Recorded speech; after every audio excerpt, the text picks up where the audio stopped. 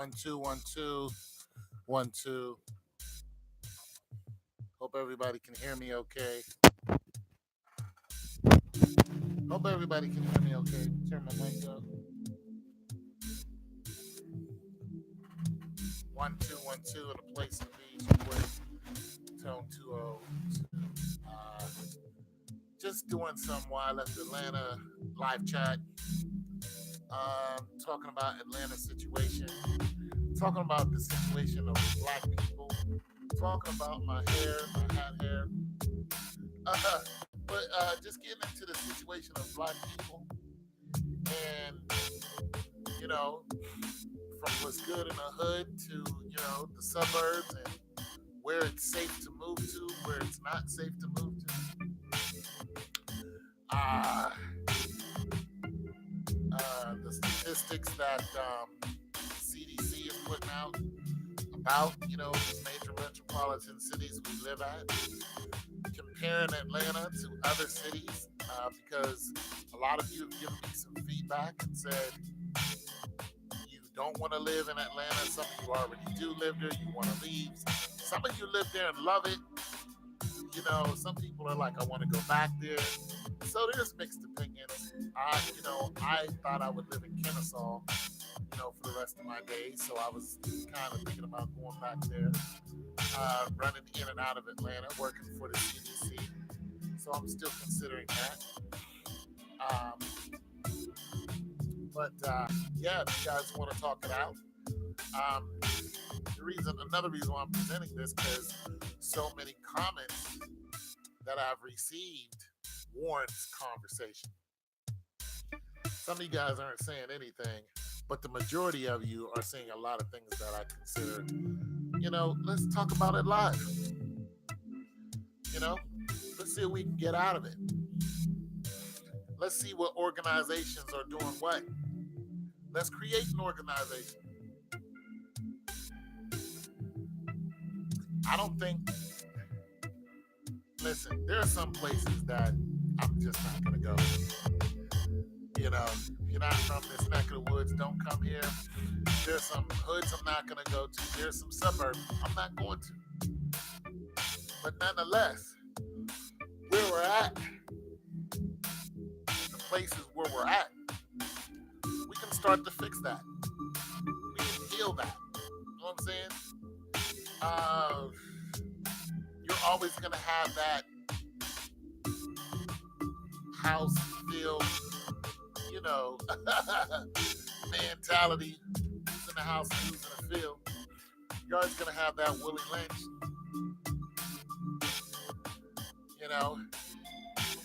It's been breeded into us. But we can unbreed that. Black people, we are losing. We're losing the race. We're losing. But listen, where I live at right now, the Hispanics have taken over almost completely. You have more and more black people moving out, more and more Hispanics moving in. And I've already showed you a video where they said we don't like black people. But that's not all of them, because some of them are like, I don't care, one way or another. But they're coming here. They're building enterprise. They're outworking us. They're educating themselves. And it won't be long before one of them is president.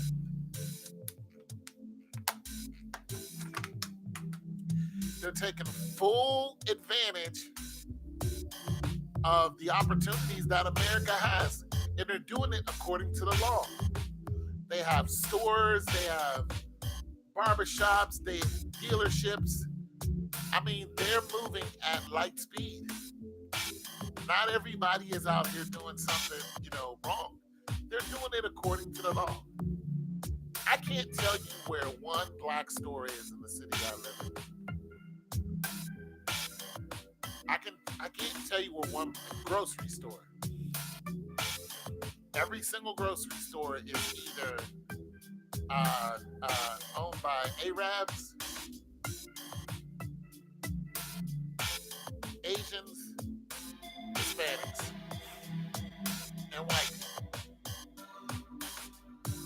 I don't know now one corner store that's owned by black people. I don't know. Maybe where you live is different. But where I live, I don't know one corner store that's owned by black people. Hello, do you still have your turkey racing equipment for sale? You know, the saddle and your lucky crash helmet. Turkey racing equipment. The saddle and the crash helmet. I don't believe I know what you're talking about. And if you're trying to troll me, I'm just gonna, I'm not gonna have that. So I don't know what you're talking about. So yeah, I don't know. I'm gonna erase your comment and maybe come with something else better. But don't troll me. Anyways, so black-owned enterprises, like that's the one good thing about Atlanta and a lot of other chocolate cities. There's a lot of business. You only finished second place last year in turkey race Olympics. You said you were done with being second in turkey. Okay, you're just trolling. Say this person's trolling me and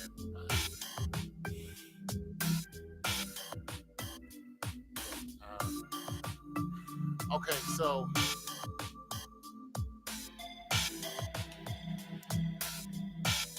black-owned business is going the way of the dodo bird. It is. There are a lot of black-owned businesses out there, but there's not nearly as many as there should be. Why? Because we need support from our own. We don't need any other race to support us. We want them to support us. They don't need our money. All of these people, and these, the outfits people are wearing, and you're finding out how they really feel about you. You're finding that out because they don't need your money. Gucci and all that, those people don't need your money. Tommy Hilfiger, they can't stand you. They don't need your money. You know who needs your money? We do. There's nobody online, so I thought I'd get a couple people to talk it up with, but I'll stay here till the 10-minute mark, and then I'm gonna go ahead and get out.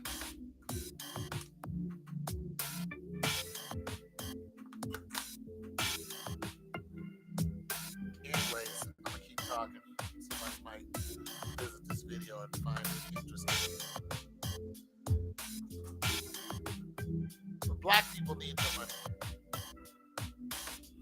I remember there used to be a little corner store where I lived. It was black owned, First Market. And I remember here, the city I live in now, there were black owned markets. But they're not because we don't support each other. And if we're going to continue not to support each other, we're just going to get swallowed up and forgotten. Everywhere. Look, even Mother Africa itself is under siege right now. The Asians are moving in and snatching up the gold. And they're just running those Africans over. They're just like, yeah, we just gave y'all trillions of dollars, so now this is our land. And they're just going and digging up their land, and people are like, wait, we live here, you just can't. They're just like, so what? Just running us over. Even our own country just running us over. Listen, if we don't unite, we're going to be lost. If we don't come together, I mean right now today, and put those guns down. Stop your stupid running around half naked. The more foolery and triflingness, if that's even a word, that we present on social media to these people, the less they're going to respect us and take us seriously. See, if we don't have any businesses, then we're not generating any income. We're not generating any wealth. I don't mean your little job that you get, from working in some whatever. I mean real wealth. If we don't generate and operate any businesses, we're not creating any wealth and we're not creating any legacy.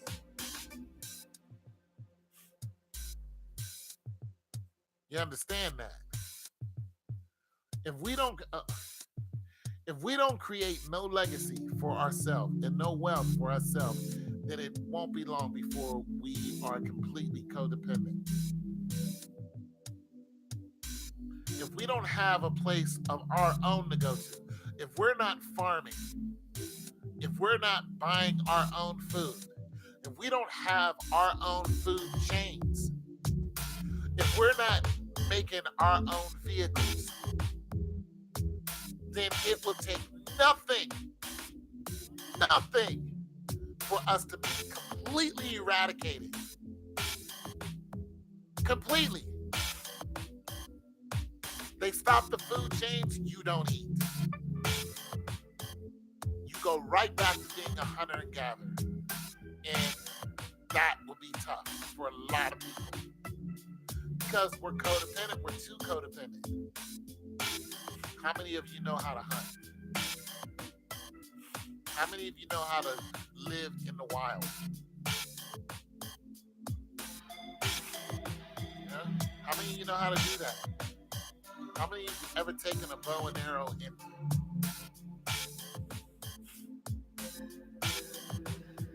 I'm just saying, if we don't have no commercialism, if we don't have no commerce, none of that, it takes nothing for them to cut our lights out. Literally. Nothing. Because we have nothing. And nothing from nothing equals what? Nothing. We don't have our own shipping. We're not shipping from one country to another. We're not. African Americans aren't in mass numbers. Tell me one port that we're shipping out of. Tell me one boat, one shipping boat that African Americans own outright. We own it. I'll wait. The USS what? Where do we ship out of? Where are we getting our goods from? What's our GDP? What are we buying from, are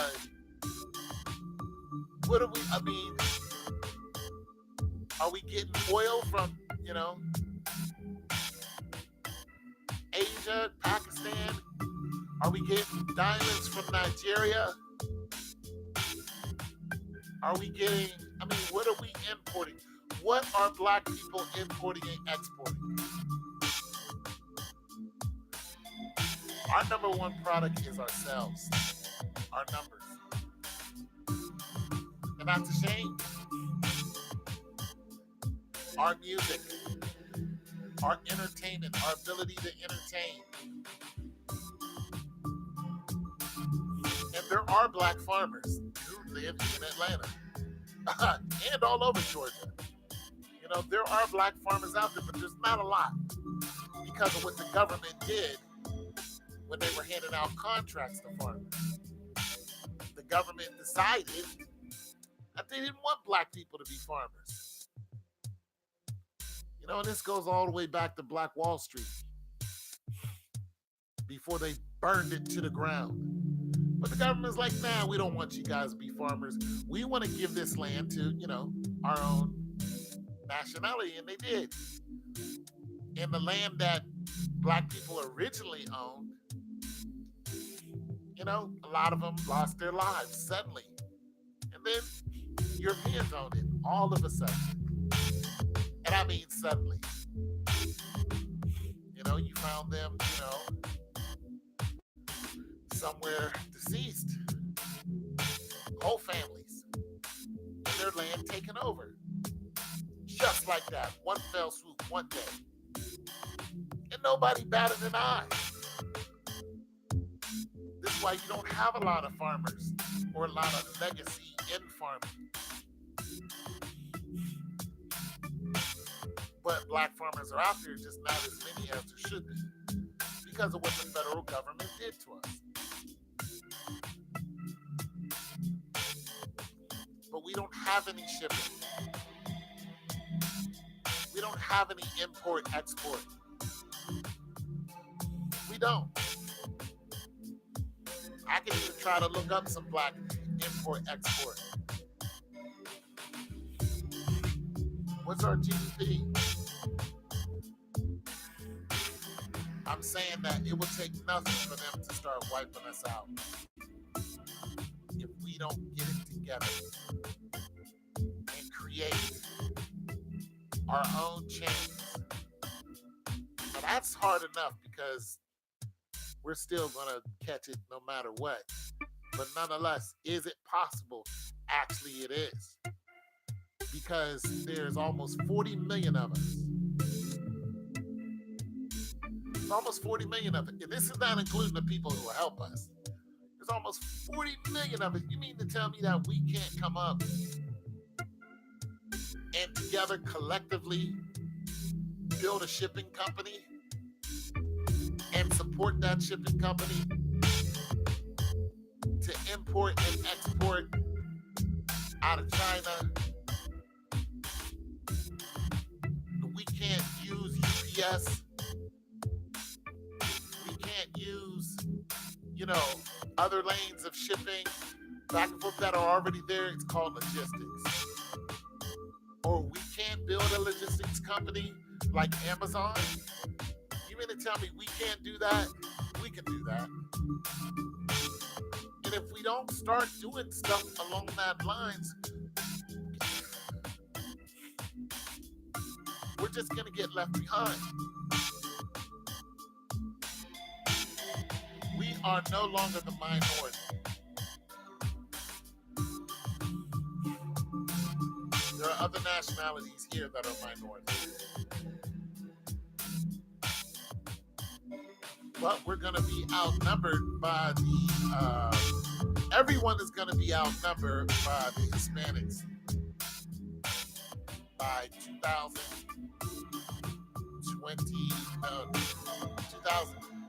They say 2060, but it's going to happen before that. Especially with the civil wars. The civil wars that they got going on. That's really what it is. The civil wars in Mexico and in Honduras. It's civil war. The drug wars and stuff like that are, flushing people out. We've seen this all over. We've seen this all over the world. And then they're flocking here. That number of 2060 has dropped. They're going to outnumber white people. 245 million white people will be outnumbered by 2060. This is what they're predicting. It's going to be a lot sooner than that. Wall or no wall. They're already outnumbering us. They outnumber us because they have a neighboring country. And they're moving in. There's migration, immigration, and immigration. They're not migrating here. They're not migrating here and then going back. They're coming here and they're staying. I'm just saying. What are we gonna do if we don't become a collective? If we don't become one, what's stronger? 5 armies or one? One. We don't become one solid force, one solid mass, we can forget it. Our numbers are going to dwindle. Nobody's going to care because we didn't take advantage of what is right in front of us. And because, people have had their hand in, making sure that we don't get certain government subsidies. And then when we do get them, they take them away from us one way or another, take away our freedoms. They do all kind of illegal stuff to us. But still, if we give up and don't try to be a collective, we're going to be lost. I say by 2060, our number is going to go from what? Last time I checked, it was 37 million. That number is going to go down drastically. It is. How many people do we have incarcerated? There are over 2 million people incarcerated. The majority of them are black people. I don't know. What are we going to do? What are we going to do?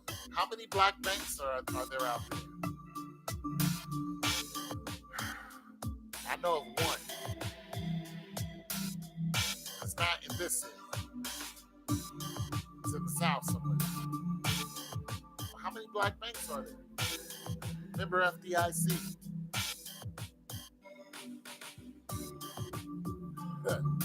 How many black banks are there? Out of 40 million, nearly 40 million people, how many black banks do we own?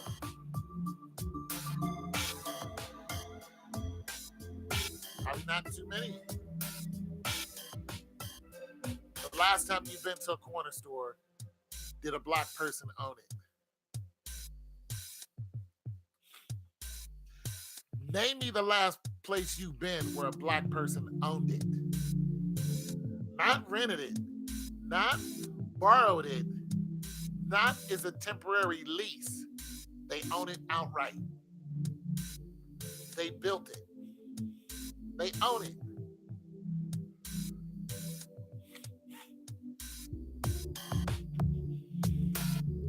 Brick and mortar. The last place you know that's brick and mortar where black people own it. Brick and mortar.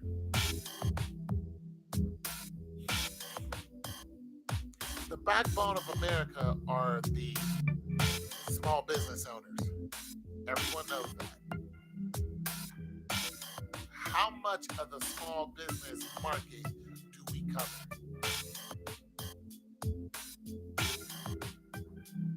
These are alarming numbers because you would think that because this is 2018, 19, that we should own a lot more, than we did 10 years ago. But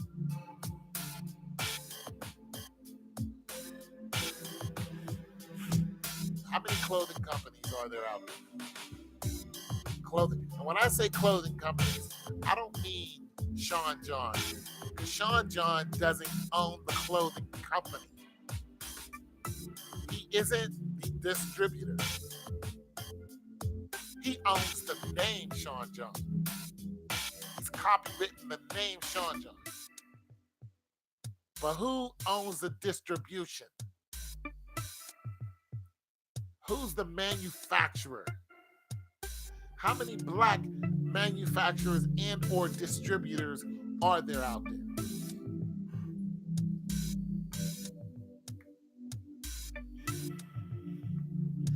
How many black pig farmers out there that are feeding the masses? How about cows? How about chickens? How about apple orchards, pears? Any of the 4 food groups? don't have, there's just not a great number of us who are supplying us. I'm not saying don't supply anybody else. I'm saying that we don't own any food chains. We don't, and I don't mean food chains as in burger. We don't own any of those either. We lease those. If anything, churches,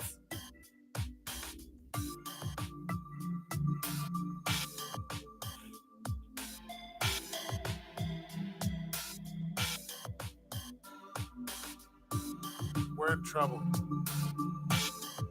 We are definitely in trouble. And if they pull the plug on us,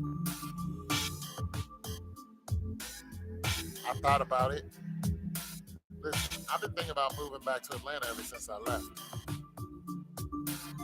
because I wanted to retire in Kennesaw. Yeah. But I wanted to work for the CDC. I used to walk past the CDC and go, "I'm going to work for you one day." But I didn't. I don't want to live in it. I don't want to live in Atlanta. I want to live in Kennesaw because I want to be able to go to Kennesaw State and finish any of my studies. You know, get into the sciences. I'm like a nerd. You know, so I wanted to get into some theories, just take random classes, probably get a doctorate's degree in some science, food science or something. Or I'm really interested in studying cells. So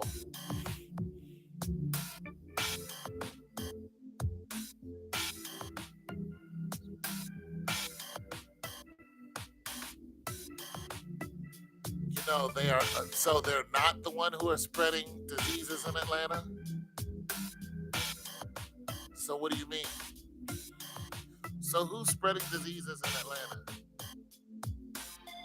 Oh, that they are the ones spreading diseases in Atlanta.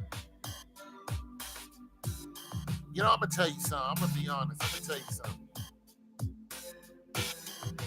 For one, I didn't even date anyone in Atlanta other than my baby mama.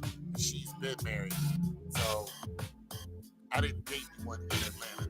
But I'm gonna tell you something. There's theories on sexual transmitted diseases that I have found. There's some studies that I have found very interesting. And one study was basically where they took a small group of people and they were all infected with a sexual transmitted disease, I believe HIV, and they pretty much released them among other people to see if they could spread the disease.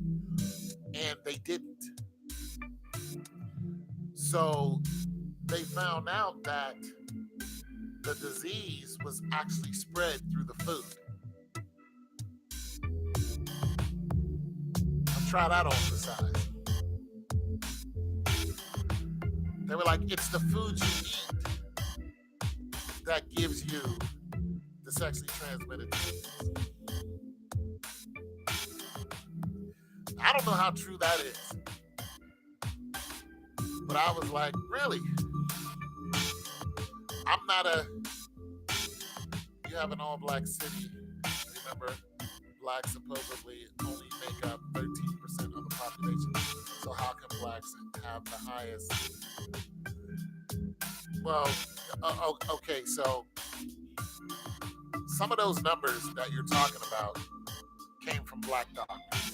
The whole 70% of women in Fulton County have AIDS. That came from a black doctor. That didn't come from the CDC. You know what I'm saying? So if you went into the CDC's website and you looked up information from 2018, because they've already taken a census, and then looked at the percentage, you would have a more precise and more balanced information to go off of, instead of what one black doctor said. See what I mean? So you're asking, how is it? I mean, they're only 13%. You also have to understand that Atlanta is Fulton County. So when that doctor put that information out, he was talking about Fulton County alone. He didn't say DeKalb County. He didn't say Cobb County. He said Fulton County. Downtown Atlanta, Fulton County. That's where his information came from. So when you're saying there's 13% of the population in Atlanta, you're looking at 13% of the population in the whole metropolitan and surrounding area. So that covers more than one county. You see what I mean?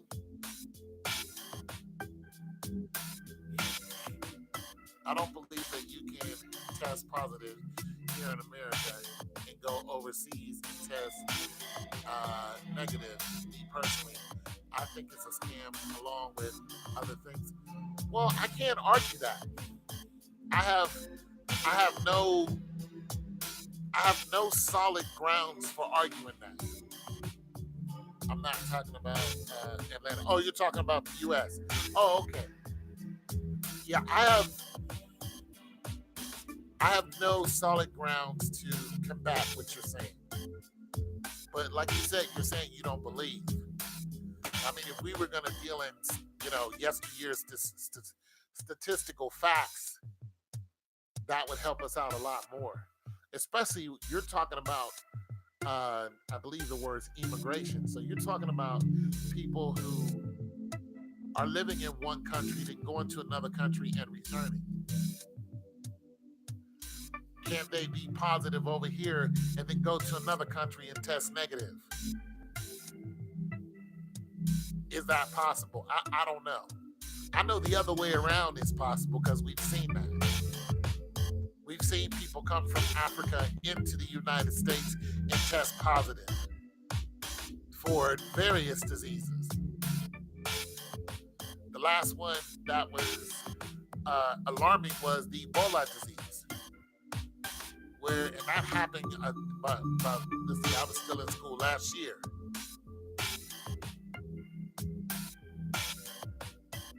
Yeah, I'm with you 100%.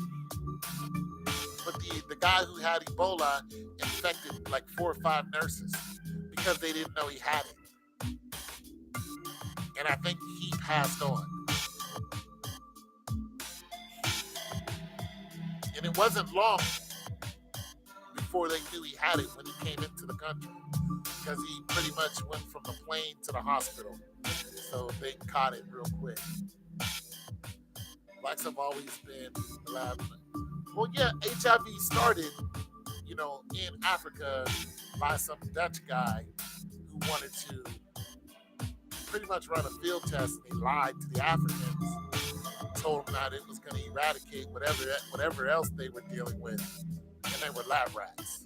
And so he injected them with it was called something else, and then it turned into HIV, and it went from there. 35 million people lost their lives because of that one test run that they did. The Tuskegee experiments. I mean, yeah, 100%.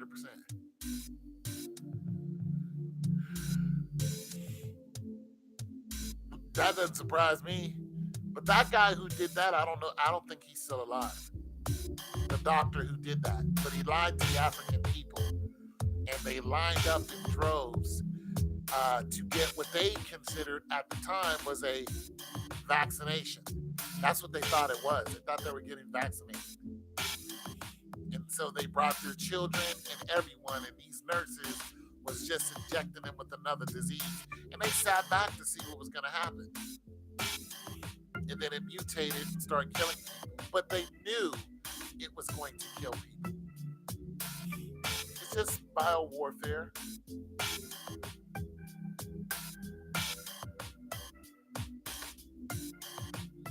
Well, that's there's always going to be somebody. I'm not defending it, but there's always somebody who's going to believe the narrative because they don't care. You got people just care about what's in front of their face. Can I go and can I eat today? Can I make money today? Can I survive for the next day? That's all they really care about. They have a very basic animalistic mindset. But those are not the people that you look to for change. You look to the people who are seeing past the front door for change. You know, and they're like, well, we have to stop eating hog maws and fatback. We have to stop eating, bacon every day from a pig. We have to stop eating chitlins. We have to stop eating, sugars that are, for one, that for one, sugar cane is brown. Okay, processed foods, are some causes for cancer. Using the microwave is not exactly smart all the time, but we use it all the time. You know what I'm saying? We are running a grocery store and we'll grab some processed food in a heartbeat, and boom, you know, real meals ready to eat. Not exactly good for you. Instead of cooking it and raising it and planning it yourself. Sure, when you break down how the medical industry works, people will then see that as all a problem. Well, yeah, it is. It is. It is. My degree is in the medical industry, and I have a health administration degree. And while I was in college, I was interested in studying a few things. One was healthcare fraud, and another thing was I was interested in the analysis. The analysis is basically, I was appalled by the number of hospital deaths that happen each year. I think last year was 98,000 cancer rate. Yeah. Um, I was astounded by how many hospitals are going out of business unless they become conglomerates of the healthcare giants, the HMOs. You have a lot of PPOs that are part of the system now.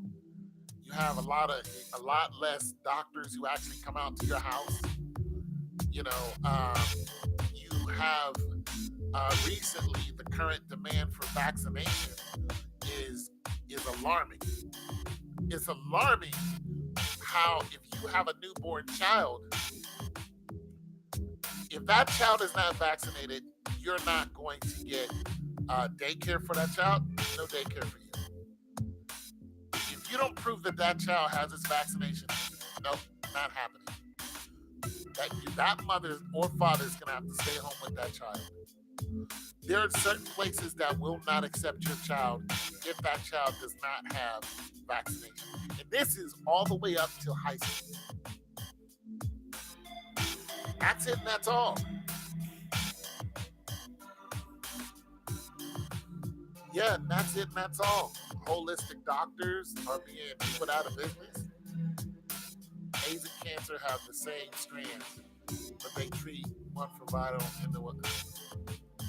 Well, see, I don't know that. That's beyond my knowledge.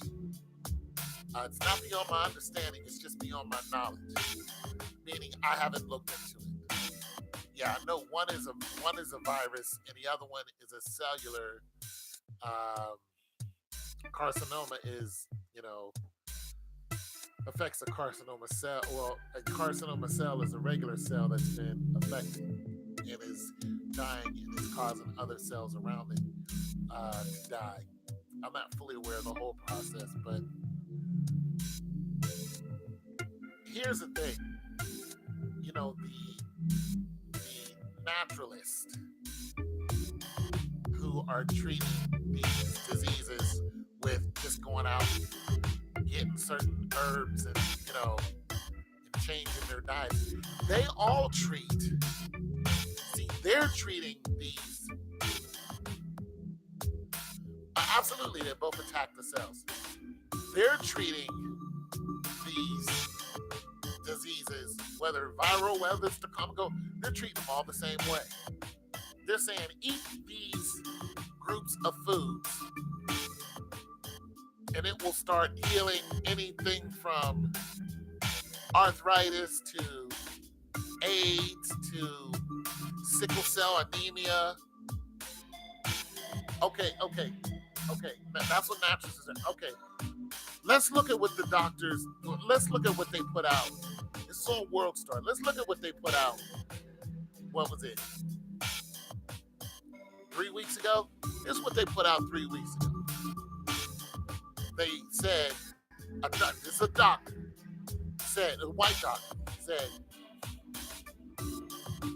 people with sickle cell anemia, which is predominantly black, people with sickle cell anemia can now be treated with HIVs. They can be injected with HIV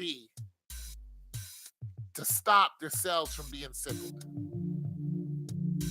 This just came out. And when I heard that, I was like, no. And they said, and then they were interviewing people who have sickle cell who have not taken it yet. And they're just like, but what about catching HIV? And the doctor says, you won't even have to worry about that.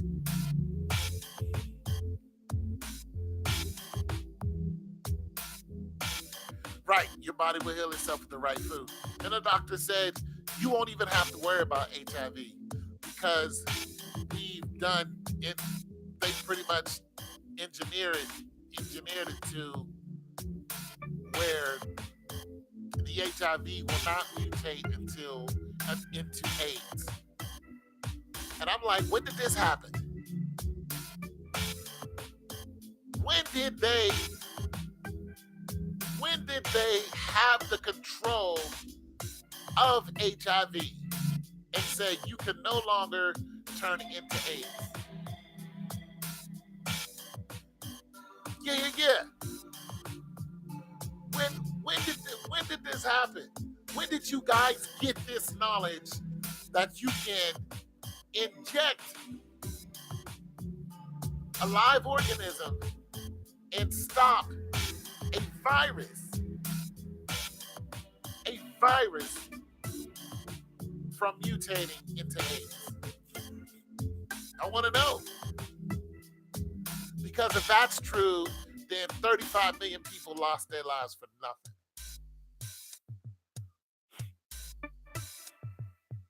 We didn't need Skrilling to come along and raise the price of AIDS medicine. We didn't need the medicine. He raised it to $750 a pill. That was a joke. Because guess what? We don't need the medicine. According to what they just put out. According to what was just released. You don't need HIV medicine for your T cells. You don't. Because according to them, one shot, boom, you don't have to worry about it no more.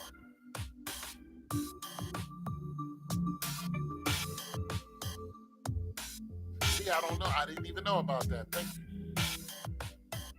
One shot, boom.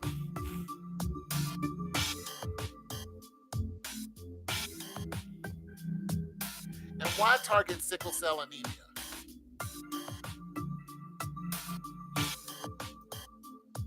Why?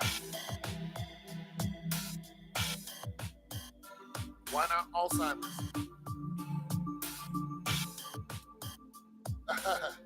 Why not cancer itself? I mean, if you're looking at sickle cell, it affects the cell. It turns a regular cell into a crescent. That crescent blocks up your arteries and it causes you fatigue and pain. And sometimes death. So why?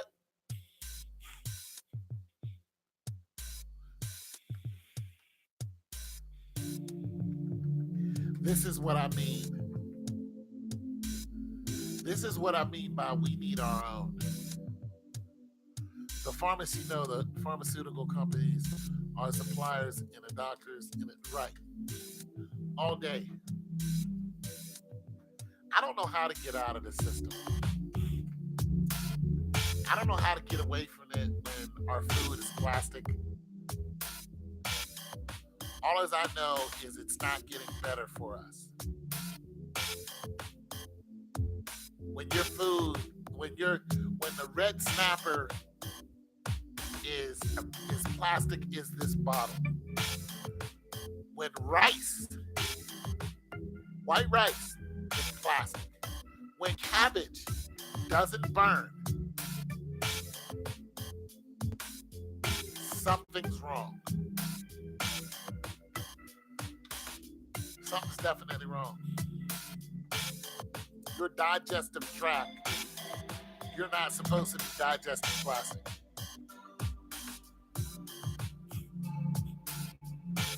You're not. But nonetheless, you can go into markets and find fish this damn big. Plastic.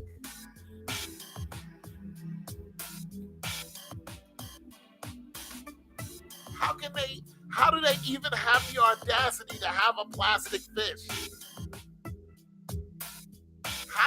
How is that engineered? How do you engineer a plastic fish? What's going on, No Face Gaming? How do you create a plastic damn fish? And look, you have to, look, it's even, you make, look, if you make something, yeah, greeting V Gates, man, was magst du? If you make anything for the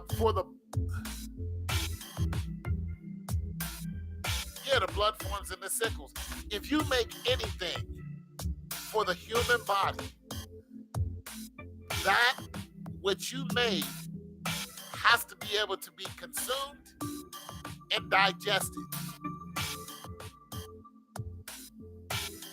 So when has the human body been able to consume and digest plastic in mass numbers? You might find a couple of people who can do it, but in mass numbers, everybody can do it. When did this happen? In order for them to put out a product in a fish market or in a regular store, they're saying it's safe to eat this.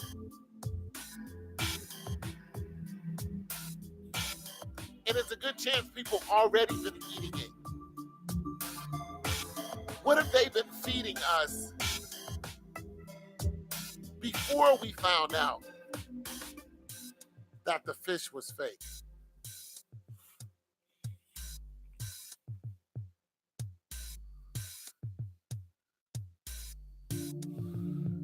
When did we build up an immune system to be able to digest plastic?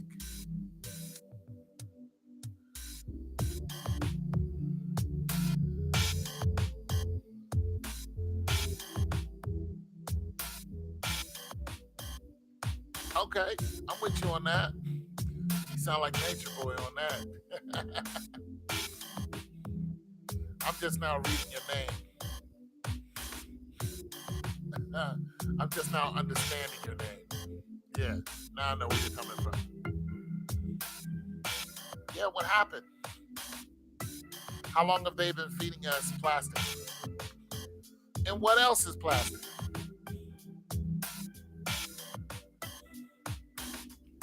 Why are we drinking water out of a bottle and not out of a spigot? We used to drink water out of a spigot when I was young, no problem.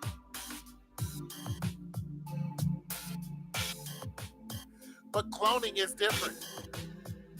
If somebody clones me, that clone's gonna be flesh and blood. That's not. Yeah, we know they've been cloning. That's not what this is. They recreated something. They recreated these fish, and on a cellular level, we're able to eat these fish. So this tells me that there's been a gradual progress. And okay, let me put it to you like this. 30 years ago, this would not have been able to happen.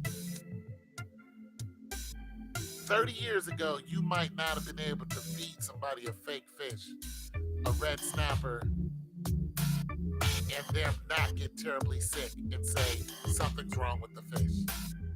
But now, since it's on the open market, and we know it's on the open market, we've seen it time and time again. Fish on the open market that's plastic. So now that it's on the open market, this tells me that genetically something has been altered in us. In us Americans, our body has been altered in some kind of way where now we can digest plastic. And you're probably like, nah, not me, B. Ain't nothing been done to me. You don't know that. You don't know that. To be honest, we really don't know the power of the body because others haven't told us about our bodies. But what I'm saying is, okay, all right, you're talking about you don't know what the body can take and what the body can't take. I give you that. You really don't know. But what I'm saying is, if they're putting something in the market right in front of our face, it's a good chance that product has already been tested years ago. And if that product is unnatural, yeah, that's cloning. This is different than what I'm talking about. If that product is unnatural, then something has happened to us that is unnatural. And it's been happening generation after generation after generation. And now we can consume plastic fish and digest it, and nothing's wrong with us. Yeah. 40, 50 years ago, I don't think somebody could have ate, excuse me, not 40, 50 years ago. We'll take almost 100 years ago, because I'm 50 years old. I've been eating the same thing, except I stopped eating stuff where I thought that was just terrible for me.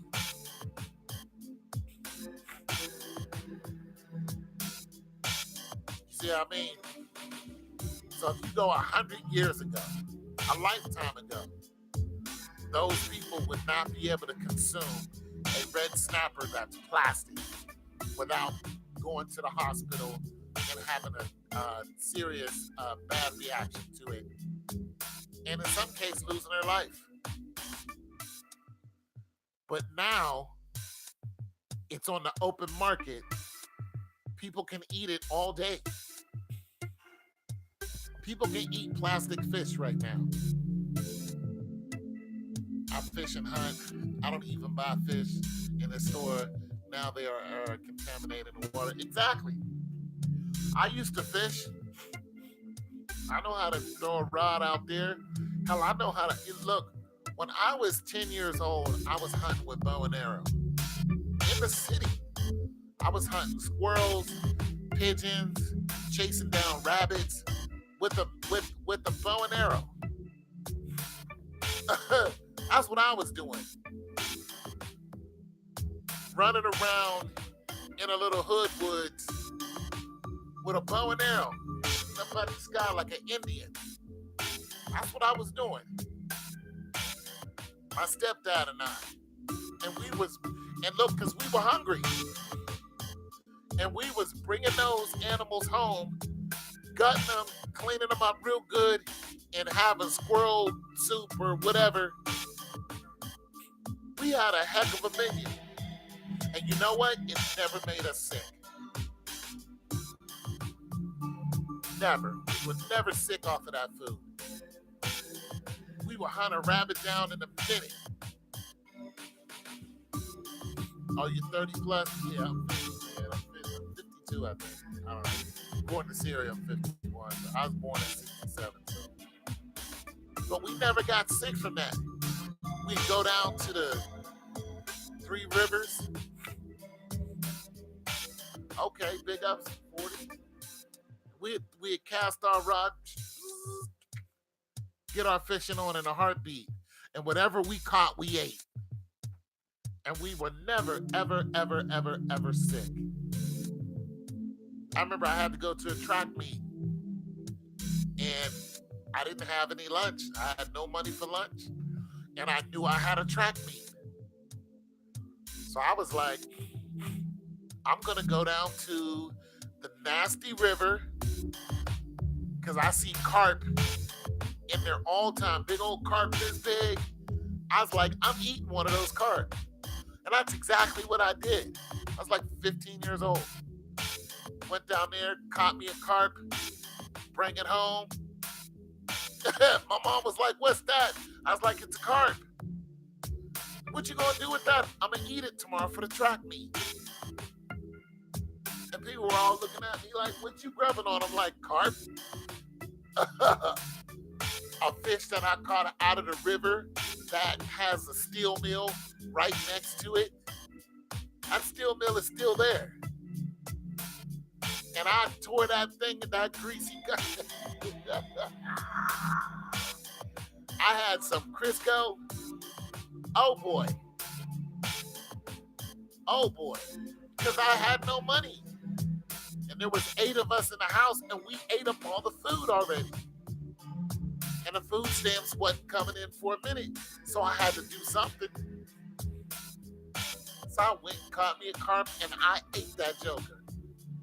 Kept it in some aluminum foil, and I waited till after I ran. And I was like, yeah, what's popping? And I tore that thing in front of everybody. And you know what? I didn't get sick.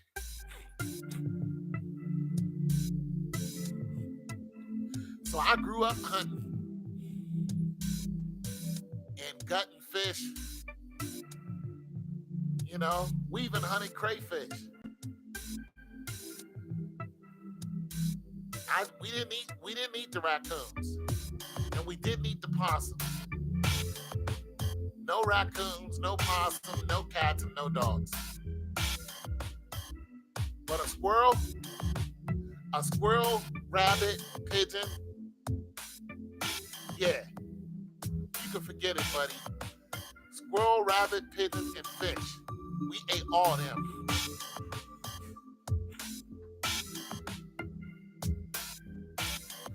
Hey, what's going on, Hugh? Thanks for stopping by. I'm gonna change this music, you guys. Yeah, but we ate all that.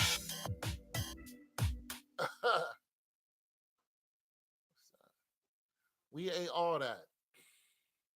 And I still will. Eat it right on up.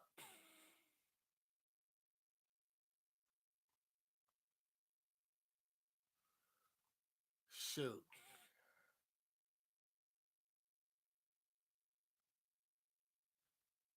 Ain't no shame in my game.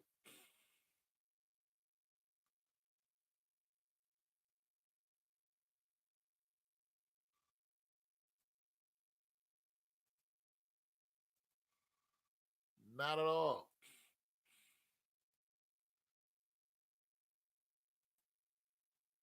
Let's see what this sounds like.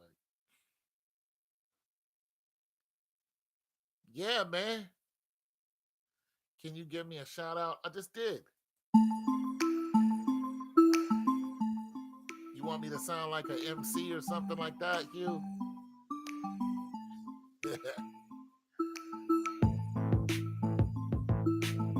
It's Hugh Janice. It's Hugh Janice, everyone. Thank you, Hugh Janice, for stopping by.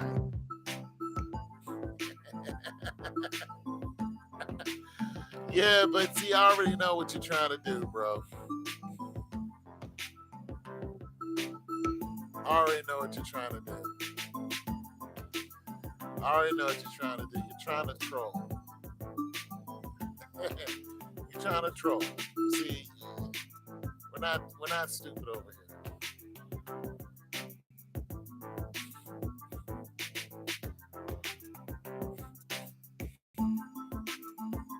Yeah, we ate deer too, bro.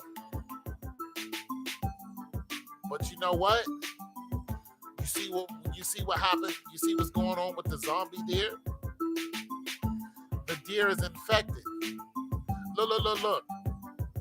The deer's infected. The raccoons here in Ohio, they have an infection. The raccoons in Ohio have an infection that pops up like every once in a while, like once a year. And the raccoons go, it's like rabies, but it's not rabies. And the raccoons attack people.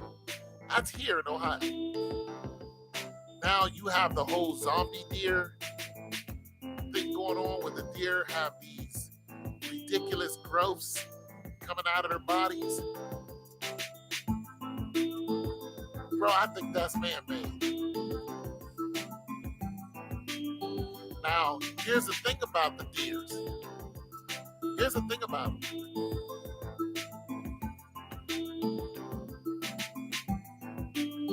Yeah. A hard reset. Very hard. Now, here's the thing about the deers. If everything shuts down right now, the number one food source is not going to be chicken. It's not. Those are going to be gone real fast. It's not going to be cows. Nope. Why? Because it takes so long to raise them. And they don't spawn as quickly. Now, chickens, you get about 12, chickens out of one hatch. But nonetheless, they're going to be eaten so fast that it'll be all bad. I'm gonna tell you what people are gonna go for. They're gonna hunt the deer because deer spawn quickly and they spawn in mass numbers. You know what they just did in Michigan? Here's what they did. Look, this is how big the deer problem is. They allowed deer hunting season to be longer than what it usually is. And recently, they just released wolves in Michigan. This just happened last week. They released wolves out in Michigan in order to cut down on the deer population. I mean, just think about that.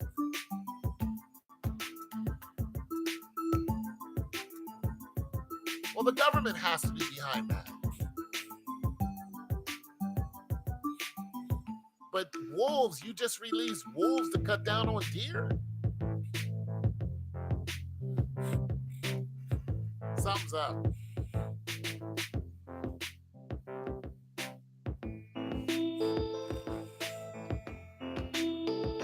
Oh, some cases of zombie deer.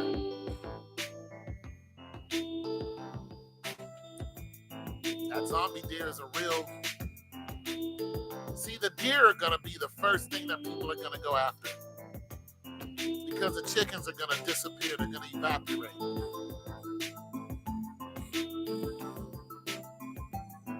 Not with all these mouths to feed. It's going to be gone quick.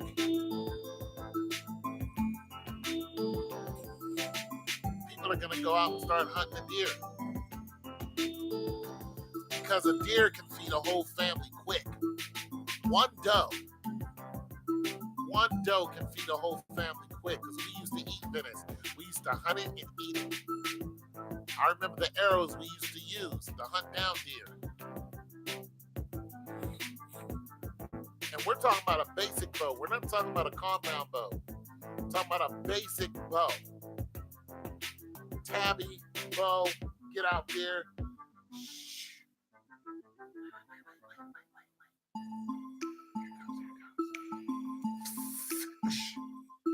Once it hit that deer, that thing took off and you had to take off with it.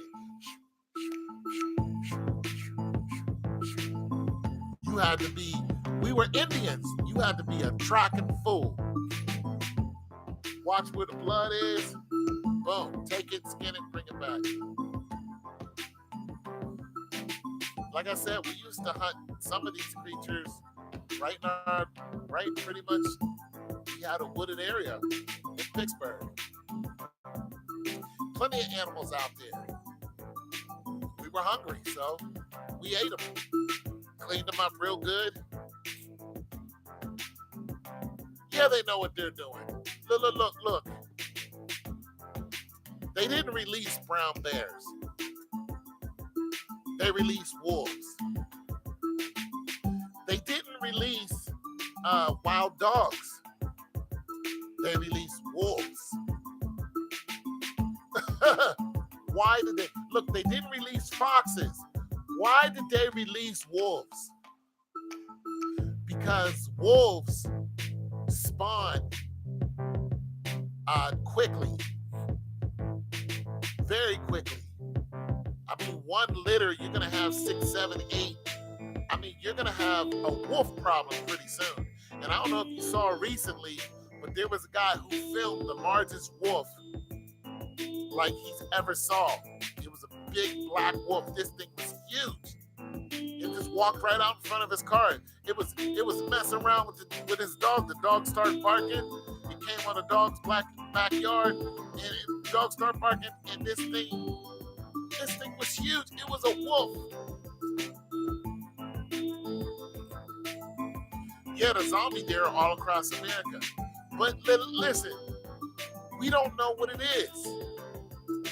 And now you're going to have wolves, apex predators, eating the zombie deer. Nobody sees where this is going. If this, whatever it is, becomes a hyper-aggressive genetic mutation, then you're going to have packs of wolves who already hunt people. They already coming up on our backyards. You know how big these things are?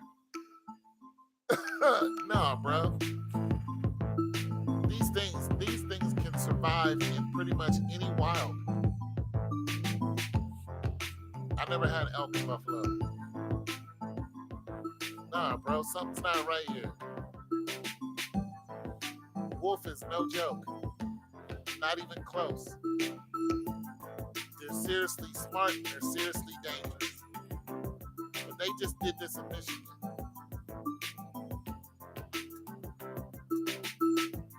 Something's not adding up to me. I don't think they want to kill deer. I think they want to kill the chances of anyone who's going to try to survive whatever is about to come down the line. Because regardless of what they do, nature will find a way. Humans will survive. We will find a way to survive.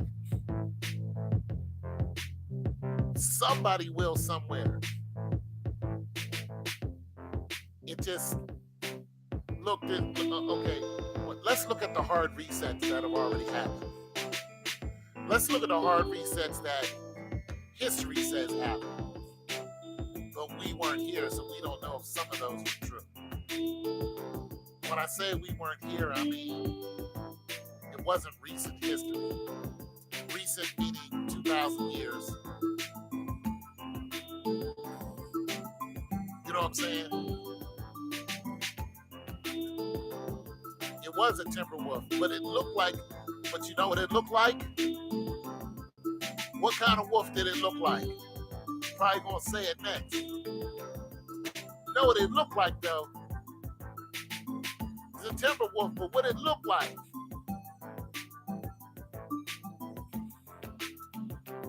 Nonetheless, humans. Let's look at the hard resets. When I'm saying,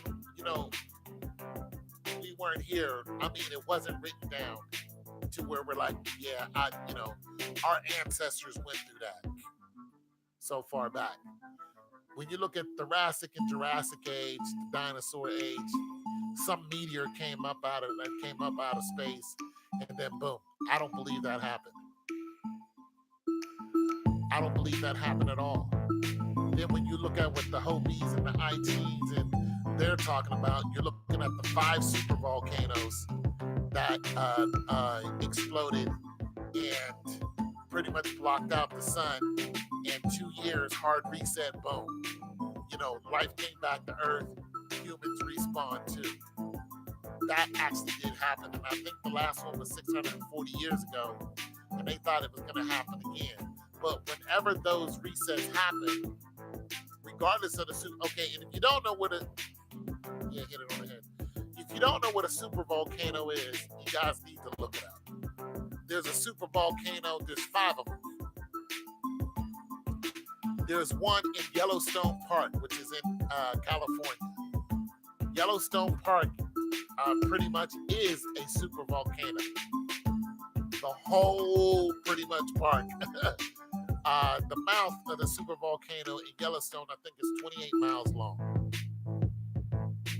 And it used to have a lake on it, but the waters of that lake are receding because of the heat. So those waters are receding. Hold on, I got to blow my nose here for a second. But there are 5 of them.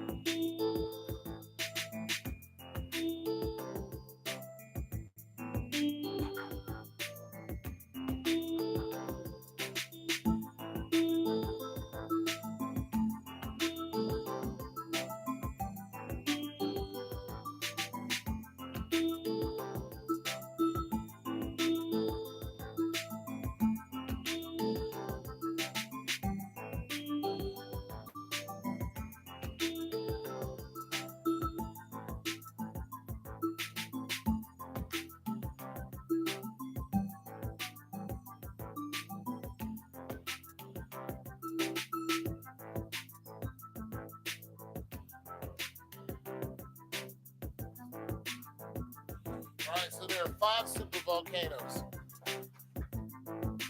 Yep, there it is. Dire wolf. It looked like a dire wolf. That's what it looked like. It looked like a dire wolf. And there's a huge difference between the dire wolf and a regular timber wolf. The bite is a lot stronger. They're a lot bigger too. But so yeah, for the hard reset, naturally, the last one was 640 years ago. In some areas. But of course, all humans weren't wiped out. You know,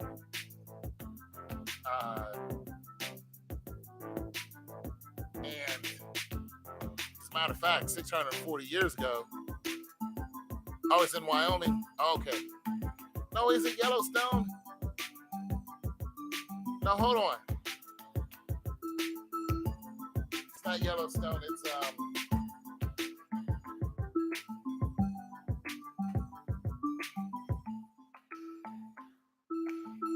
yes, I'm sorry. Yeah, it's in Yellowstone. Okay, so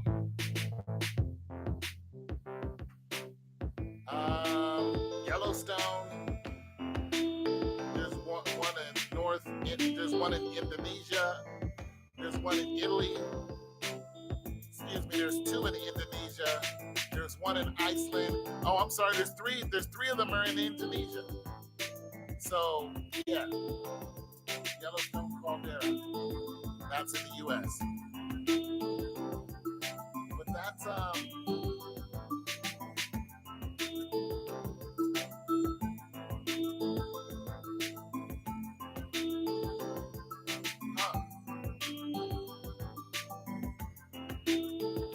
national park in the western United States. Okay. Yep, it's in Wyoming. There you go. Thought it was in LA. Okay, so yes, I stand corrected. My bad. But you get the point. So Yellowstone National Park, or the caldera. Yeah. So, but there are 6 of them, not 5. 3 of them are in Indonesia. So nonetheless, the Ireland. Ireland?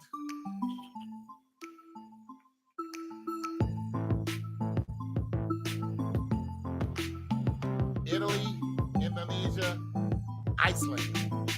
One's in Iceland, one's in okay. Yellowstone is in the U.S. Taboa, North Sumatra is in Indonesia. Campi, I don't even know how to say it. Flagria is in Italy. Krakatoa is in Indonesia. Lakey is in Iceland. Mount Tabora is in Indonesia. Okay, there it is. Get me straight, man. Set me straight. I don't want to be putting out information that's not true. Nonetheless, the whole, they're saying if one of them, well, they're already saying that it's quite possible that Yellowstone could erupt. And if it does, it'll cause a chain reaction. Because of the 400 miles of lava that flows up under it, along the Pacific. Pretty much the Sea of Fire, So basically, they're saying that there'll be a chain reaction. If that goes, it'll block out the sun, all the food to die out, all the plants to die out, and for 2 years it'll be nothing will be ever grown. Yeah. Hey, what's going on, Alan? And nothing will be ever grown. Listen, with today's technology, I don't think that'll happen. I think that if it goes, there'll be a lot of people lost. But do I think it'll be a hard reset? Well, it'll be a hard reset. But do I think that the sun will be blocked out for 2 years? No. I think that I think that we have, for one, I think that we've been messing with the weather. I think that man can control the weather. There's no doubt in my body that we can control the weather. And I have no doubt in my mind that we can, like, there's something going up there that can create a cloud to, or wind, or mess with the Gulf Stream and the jet stream. Just surfing around, looking on YouTube and playing some Pugmobile. I don't know what that is. Okay, cool. But there's just you've heard the Yellowstone volcano runs all the way to, yeah, because it runs under the Pacific. The largest mountain range is under the Pacific, I think. Yeah, it's a 400 mile of lava. Oh yeah. I mean, if it goes, it's gonna, Oh, okay. It's a battle royale game. Yeah, I'm a StarCraft guy myself. But if it goes, the tectonic plates will definitely be moved violently. You have a good day too, Alan. Thanks for stopping by.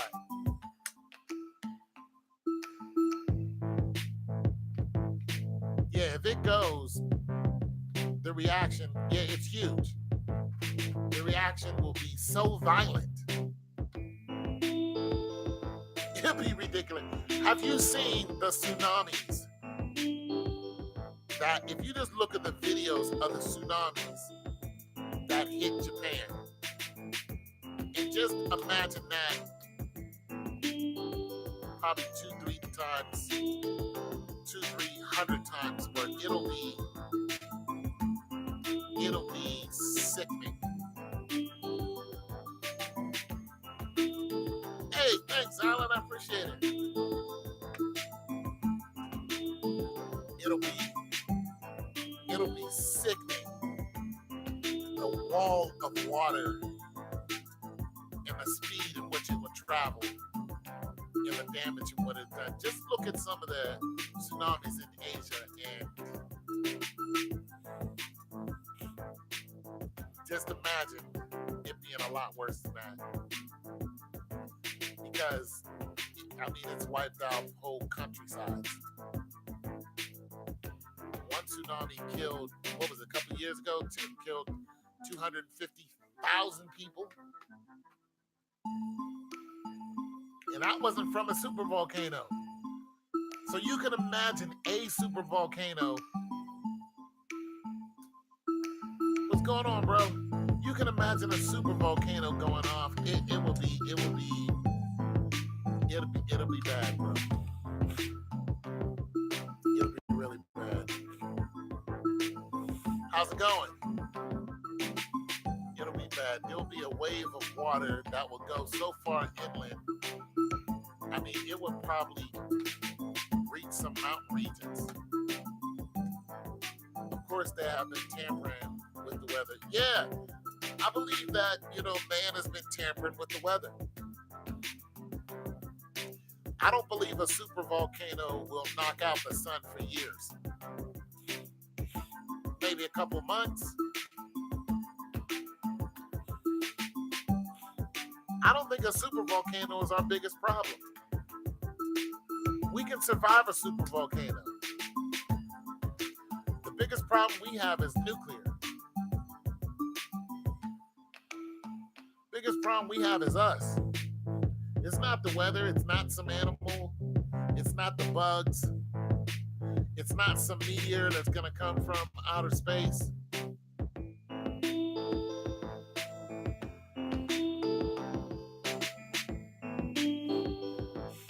Yeah. Are you from Atlanta? Are any of you from Atlanta? The Samari duck. Oh, the samurai? The samurai duck? Is that who you are?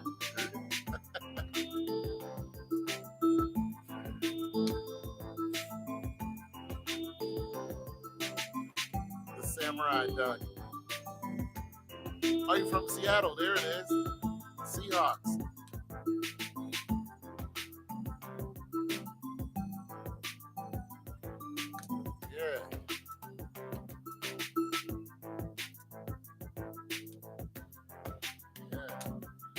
They've been messing with the weather. Oh yeah. Yep. Especially California, because California is already losing land. They're losing sand by the second. It's going like this all the time. And their earthquakes aren't helping any. I mean, they're right there on a fault line. It's amazing how people want to go to California and all this other stuff and, live there because the sun is awesome. It's one of the most dangerous places to live.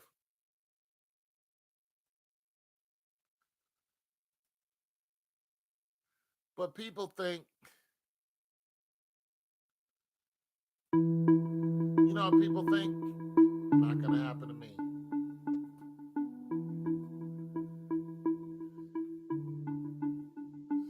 Yeah, yeah, they're beautiful and attractive. And you know what people think? Not gonna happen to me. Not gonna happen in my lifetime. But just imagine one day, boom, just boom, bam, and then Cali starts slipping into the ocean at an alarming rate. Yeah. What up? Yeah, it's expensive. I mean, just imagine that. Boom, Cali just listen. Even if Cali is slipping this fast, that's too fast. It's only beat saying it's pretty soft. Oh, there it is. Yeah, Oregon. Even this fast is too fast. I'm talking about the whole tectonic plate split. Just going this fast. Just this fast. The cracks in the road, the exposures, the pipes, water mains, everything done. Done. Nah, bro. I'm good. Take my shoes off.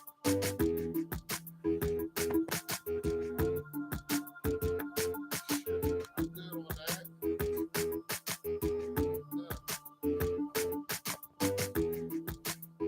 I've never been to Cali.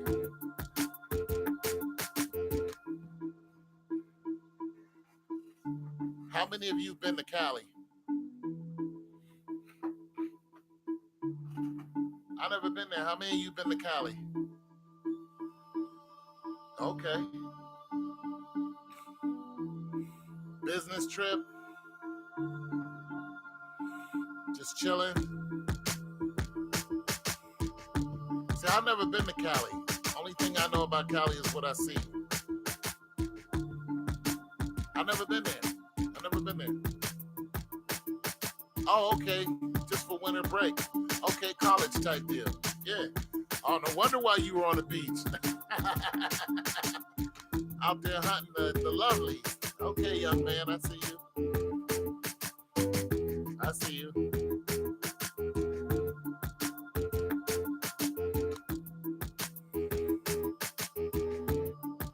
Yeah, their taxes. Well, let me see what the California tax is. Because I know it's ridiculous. Oh, our taxes have went up.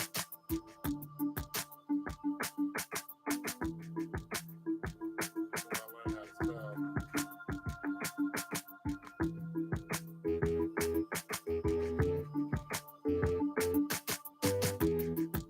7.25.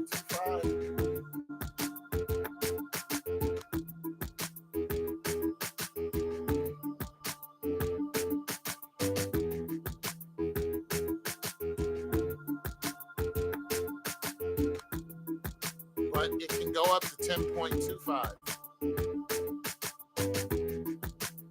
Damn. What my tax rate is, I think it's 6.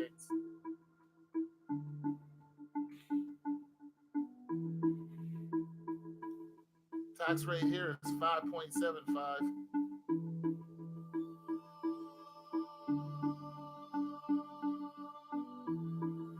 Yep. So yeah, you guys are taxed 10%. You know, there's a lot of people moving to Texas.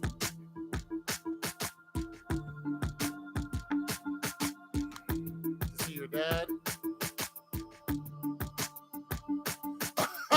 The son in Arizona. Okay. Checking your beats. I'll show that.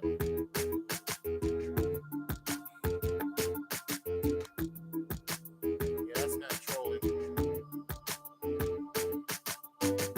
Okay. So put a link up.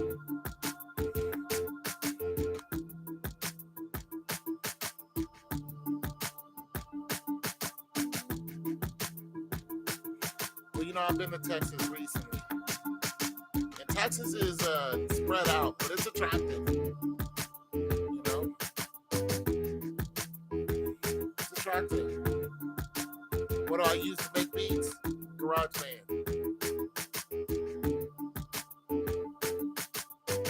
Yeah, I use GarageBand. Yeah, I got a brother who lives in. I got a brother, a sister, and niece and nephew who all live in Texas, and a bunch of my family lives. Actually, I got two sisters live out there, and Atlanta, and Tennessee. Take me a trip to where? Texas? I did. I was only there for, a couple days, but I went to see my brother.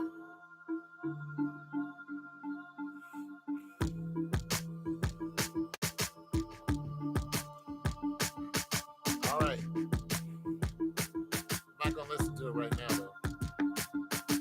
Because we're in the middle of conversation. But nonetheless, yeah, Texas.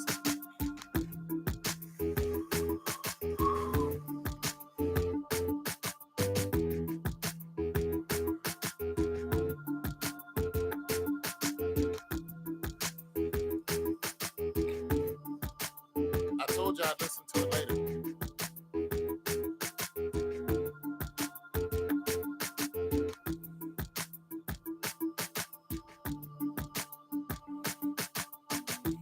I think I flew into Houston.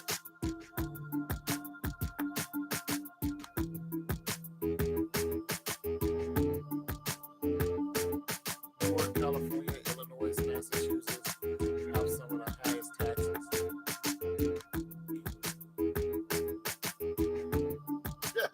But we all know Massachusetts has tax problems. Yeah, we know that because of the Boston Tea Party. They dressed up as Indians. That was all because of the taxes. Boston. And we know that from American history.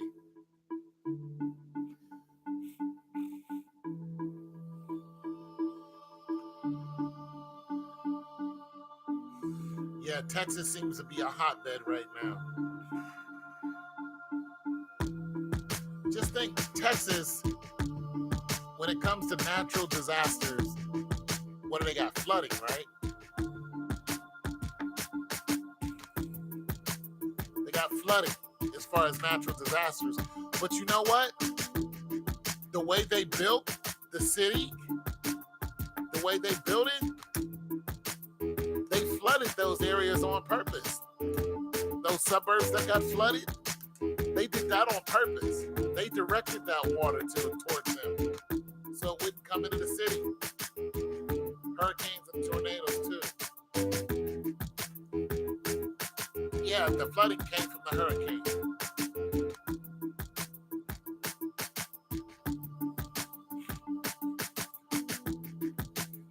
Flooding came from the hurricane.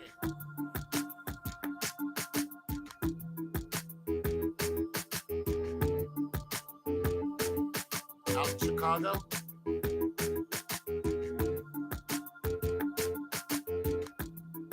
Yeah, I don't know about tornadoes either.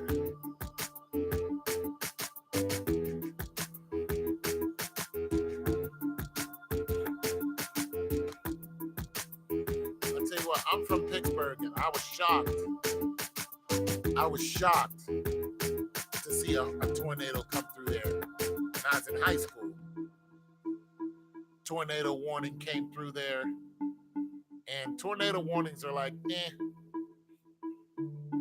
but not only did a tornado touch down, two of them did in the same spot.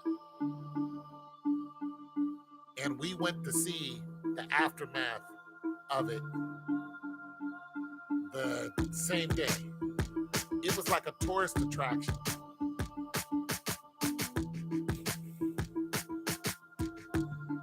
Yeah, that's what I said.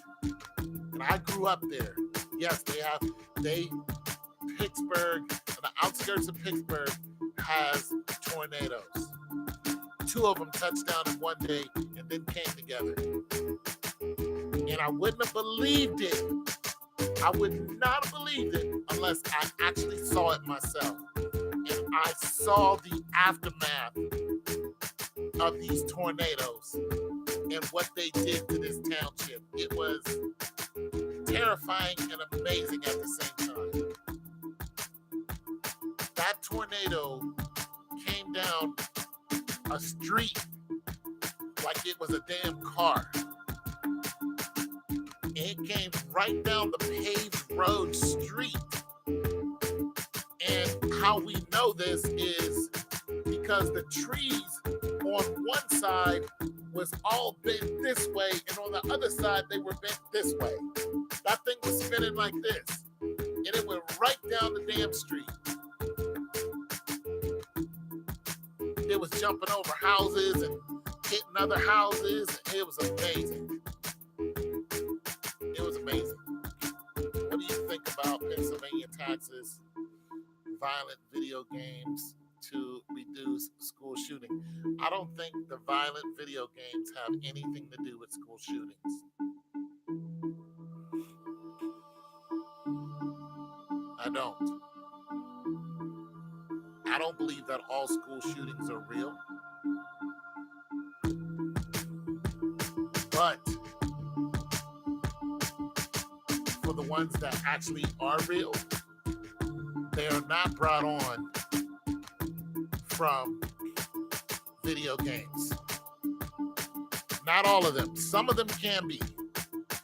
Okay, so you guys know I'm in my 50s, right? So when I was growing up, the most violent video game, the most bewitching, video game in high school, the most violent. Okay, let me backtrack that because video games just came out. So let me say this. The most violent video game was some guy running through the jungle shooting people. You know, that was, Donkey Kong. You know, yeah, I'm 52 actually. Yeah, I don't believe that they're all real.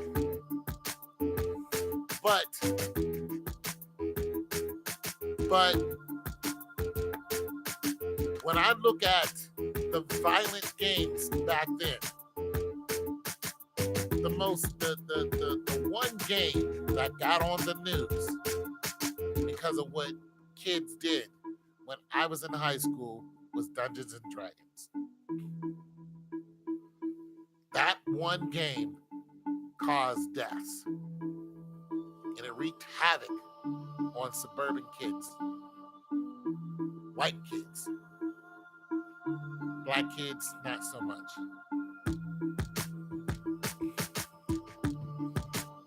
Yeah, but that was another time. Like I said, I'm an older guy. So we didn't have Grand Theft Auto and stuff like that. We had Donkey Kong and Pac-Man in high school. You had the little game, you had the little football game, that you had the one car racing game. It was in high school. Most people were trying to level up, play Donkey Kong. You know what I'm saying? So we didn't have that kind of reaction off of video games, but you did have it off of a card game. But those kids did not go to school and destroy other kids. They caused harms to themselves. And that made the national news. Those deaths actually did happen. Those kids did that to themselves. They didn't go and take something out on other kids. Nowadays, you don't know what's going on. You don't know what's going on with some kid. We had one girl recently, a couple days ago.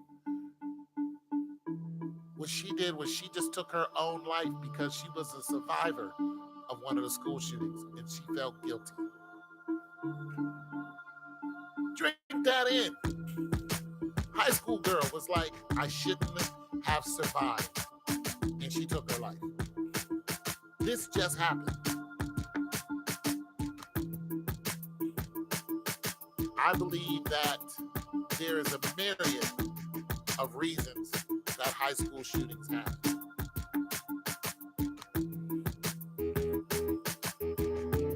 Yeah. There's a myriad of reasons that high school shootings happen. And one of them is the gun laws. Okay, so the gun laws vary depending on race on a mass scale. Yeah, Tari, there it is. But the gun laws vary. See, there are tacit laws and there are non-tacit laws. How do you know she killed herself because of the school shooting? Because that's what the report said. I'm only reporting what the report said. All right, so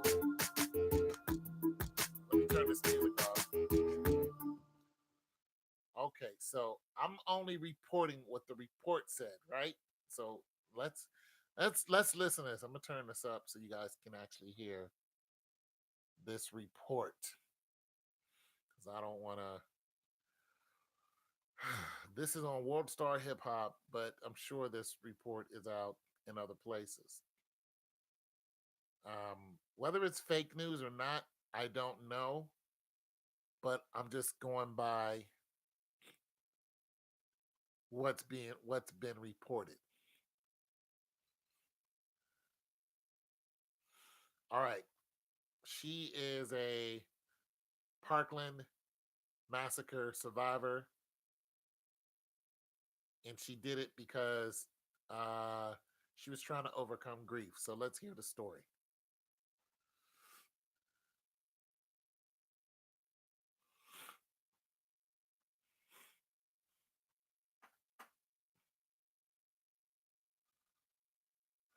A very sad story from Florida where the Parkland community is mourning the loss of another student. The mother of Sydney Aiello says the Marjory Stoneman Douglas grad took her own life.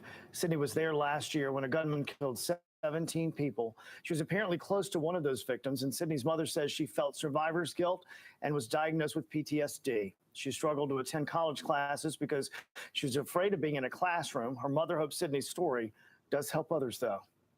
It breaks my heart that we've. So you guys can take that for what it's worth.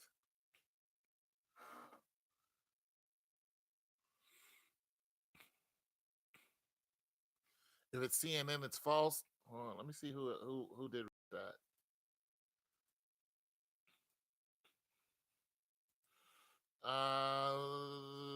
No, it wasn't CNN. It was like Channel 17 of the local area. It was Channel 17. Here, I'm gonna see if they say their name. Let's see if they. That story from Florida where the Parkland community is mourning the loss Channel 17 of Florida. Let me of see. another student. The mother of Sydney Aiello says the Marjory Stoneman Douglas grad took her own life. Sydney was there last year when a gunman killed 17 people. She was apparently close to one of those victims, and Sydney's mother says she felt survivor's guilt and was diagnosed with PTSD. She struggled to attend college classes because she was afraid of being in a classroom. Her mother hopes Sydney's story does help others, though. All right, let me see if they're gonna. Let me see if they're going to do a call sign before they bug out. Worry that traumatized students might take their own lives. And remember, if you or anyone you know is feeling suicidal, don't wait to ask for help. You can call the National Suicide Prevention Lifeline. That number on your screen right there, 1-800-2. Ryan Petty lost his daughter as well in the Parkland shooting. He's focused on suicide prevention since the tragedy, worried that traumatized students might. Okay, so they don't say, but it's Channel 17. So I don't know what, you know. Yeah. So there that is.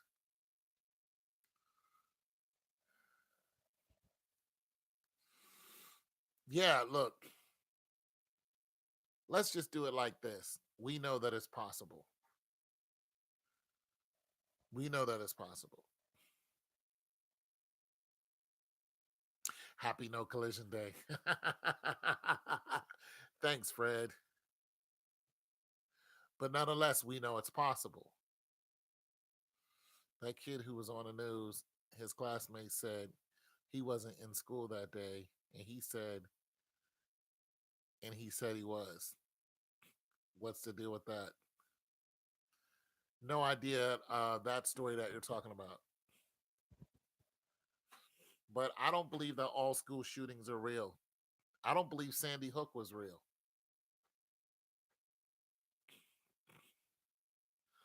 I do not believe Sandy Hook was real. But I tell you what I do believe was real, Columbine. I believe Columbine was real 100%. But I don't believe Sandy Hook was. But who cares what I believe? I'm just some old guy sitting in front of a computer chatting it up. Yeah, I believe Columbine was real. Columbine kicked it off real tough, didn't they? Yeah, man, Trenchcoat Mafia. They kicked it off. They started epidemic.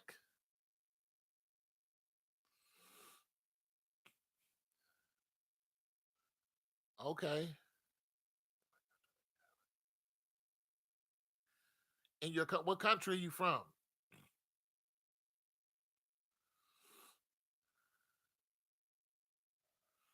Yeah, Trenchcoat kicked it off.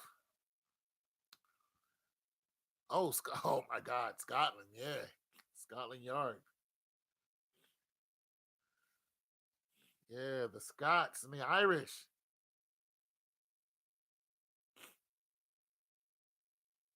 Y'all been fighting since the days of.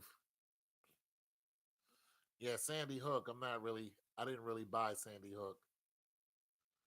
I didn't buy the story behind Sandy Hook.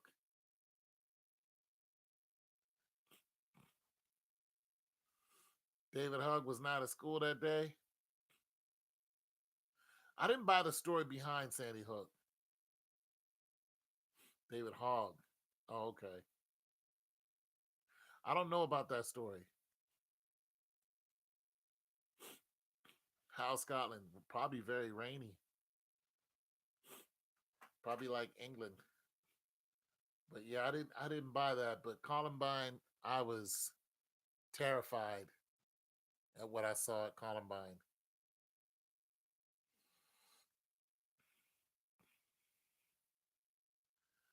The females in Atlanta are beautiful.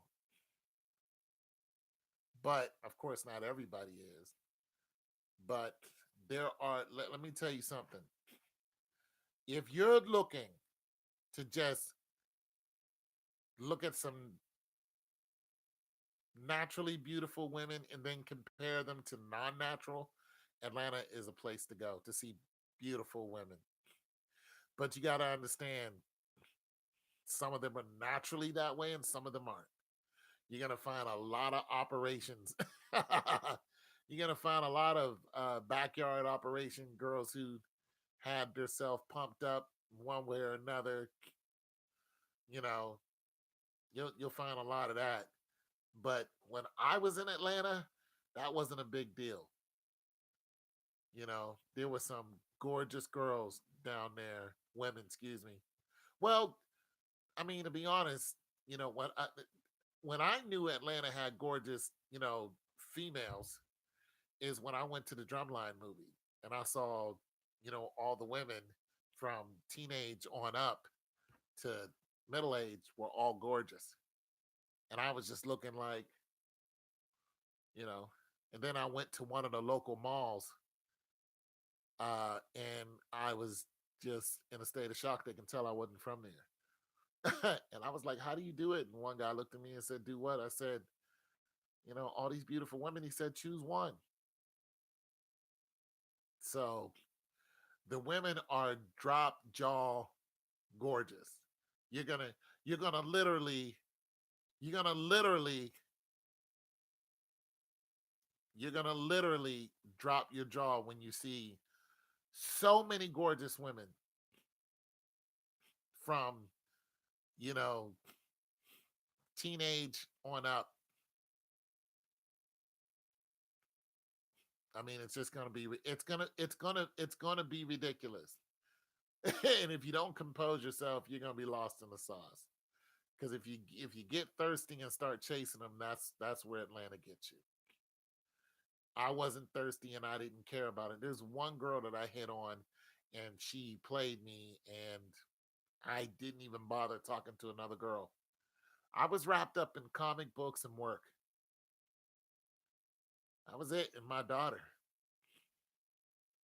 There's only one woman I actually tried to talk to, and she played me like a sucker because I showed her some attention. And when I saw that, she was trying to play me, the next time I saw her, I just walked past her. I never spoke to her again. And she was just looking at me like, "Oh, you're not gonna pay me nothing?" No, because I gave you attention, and you played me like I was just some joke. So I just kept going. So that's what you get. You're gonna see somebody gorgeous, you're gonna show her some attention, she's gonna play you. And you're gonna be like, screw this. I'm no sucker. And when you leave her alone, she's gonna want your attention again. You're like, no, you're not worth it. So just saying, if you ever go to Atlanta, when you look, when you touch down in the airport, or however you get there, you're gonna start seeing beautiful women. As soon as you touch down, hell, they might be on a plane with you.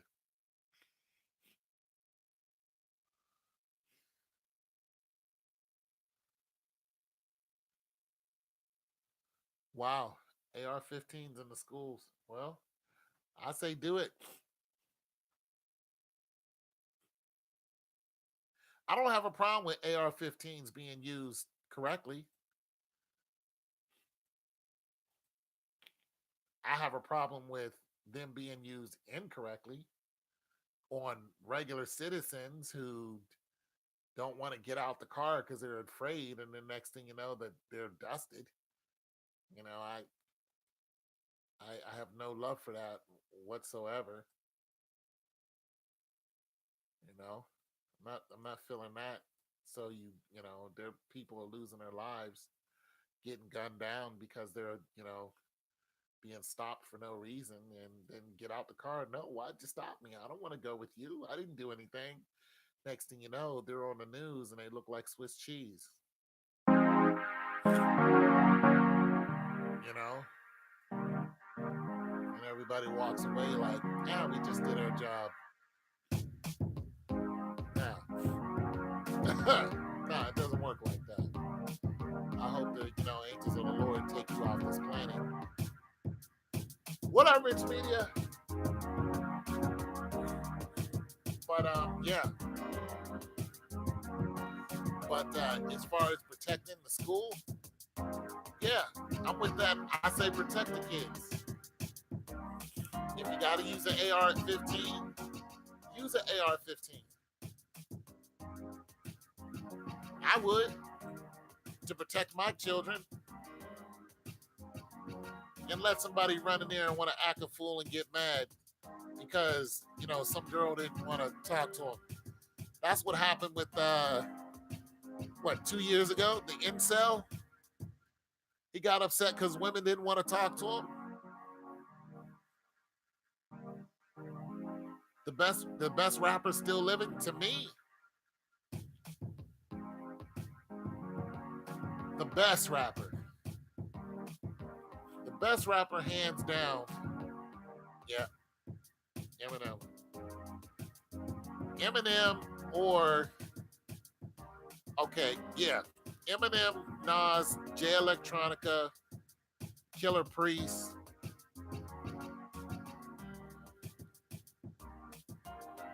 Yeah, somewhere along that line.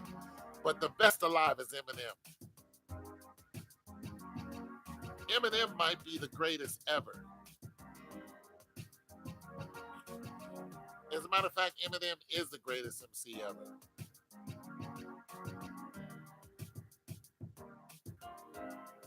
He's and the only reason why some people might say he's not is simply because of what he talks about. Eminem is close.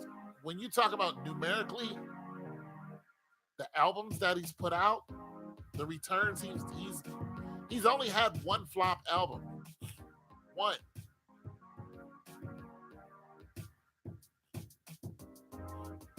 When you want to talk about his money,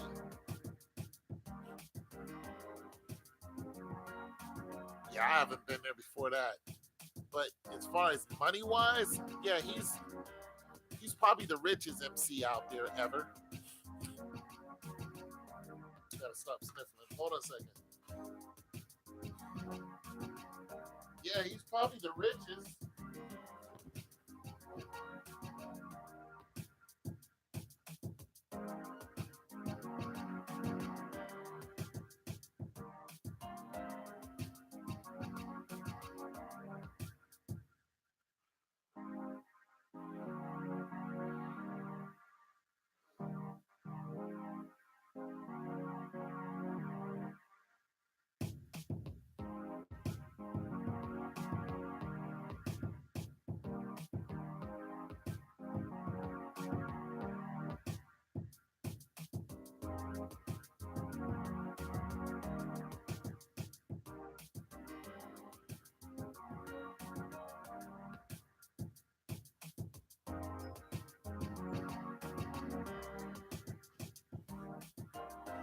Yeah.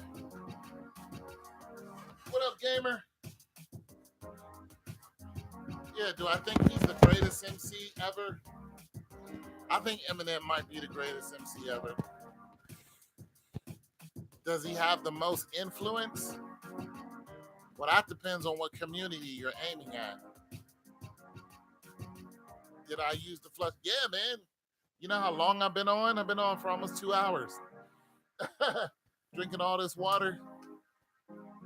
I usually stay on as long as you guys are talking. Heck yeah. Wash my hands and everything.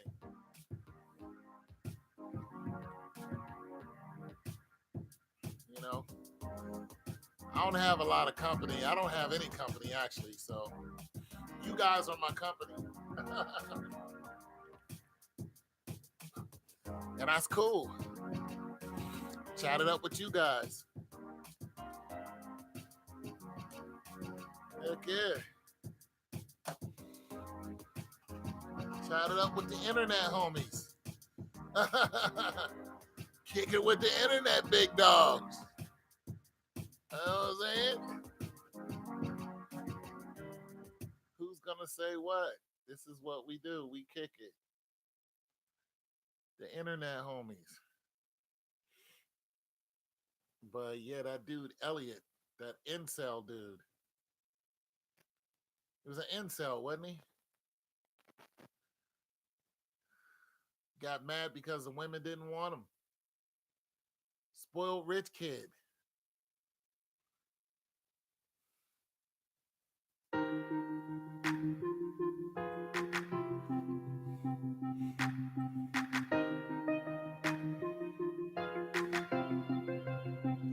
Yo, can you play for Elise on your keyboard? I'm not good at playing the keyboard. Yeah, I won't be getting paid for this conversation, but yeah.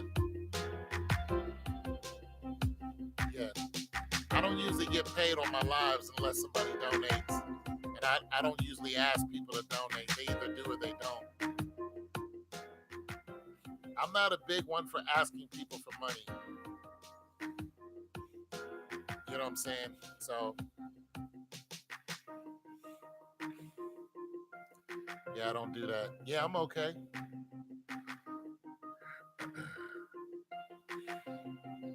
But yeah, YouTube, man. YouTube, you make a few dollars. The lives, the people who make money on the lives, they make it on the super chat. You know what I'm saying? But my money usually comes to just the normal videos I put out. This is 2 hours long. Most people aren't going to come and watch 2 hours of this. Not unless they're driving, they have a long drive, or they're at work and they want to, listen to a bunch of information. Then you might get somebody who will listen. That's why I left Atlanta stuff. got you a lot of views. That's how I came across your channel. Yes.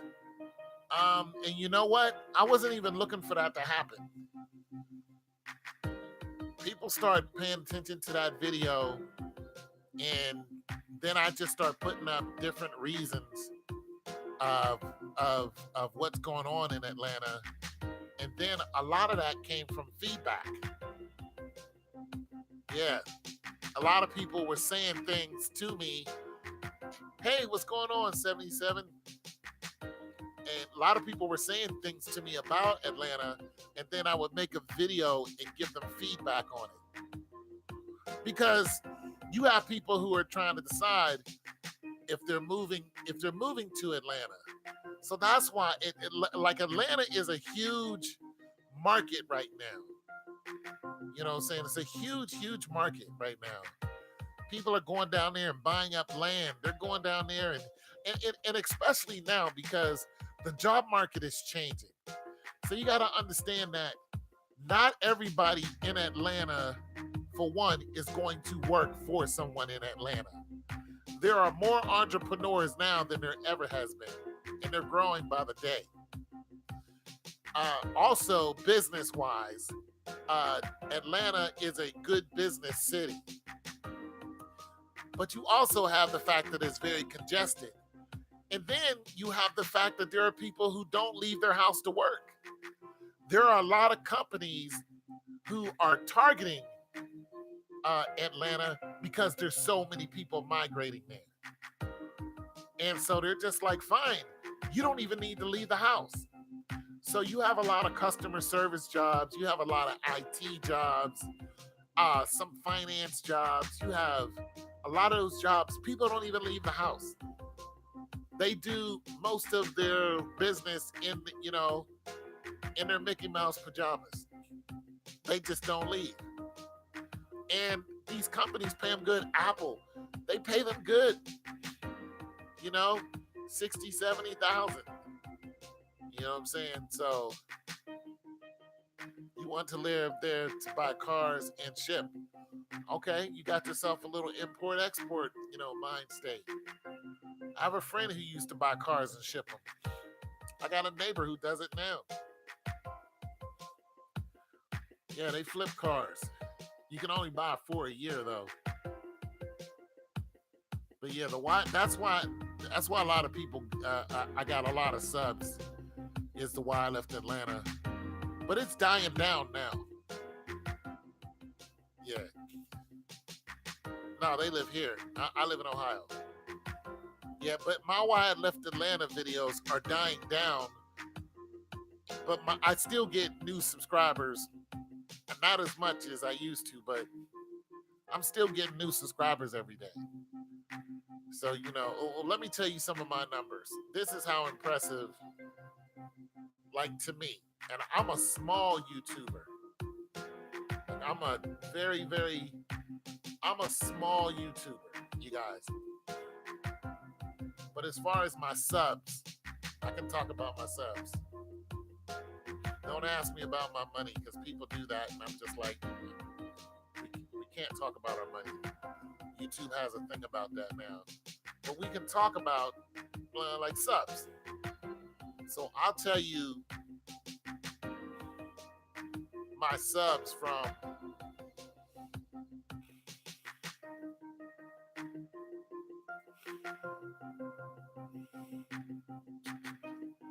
all right, so everything is going down, right, for me. So my subs this week were 20. I got 20 subs this week. Last week, I had 71 subs. See what I mean? So everything is just is in a serious decline right now. If I look at this month, how many subs? I had 296 subs this month. Last month is going to be less. I had 232 subs last month. So my subs are still going like this. You know what I'm saying? 296. I still got like 8 days before the month is over. I'll probably knock out 350 subs this month alone. If I look at last year, I just look at last year's subs.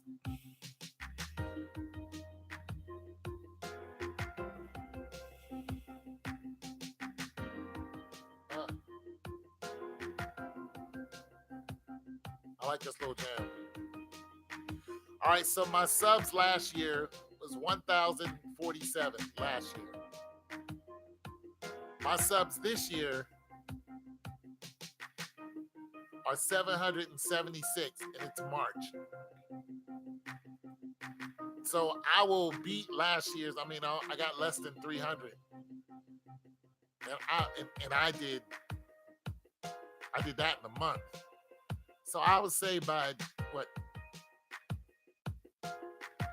March, April, May. I would say by mid-May, I'll pass up what I did last year. I'll have over,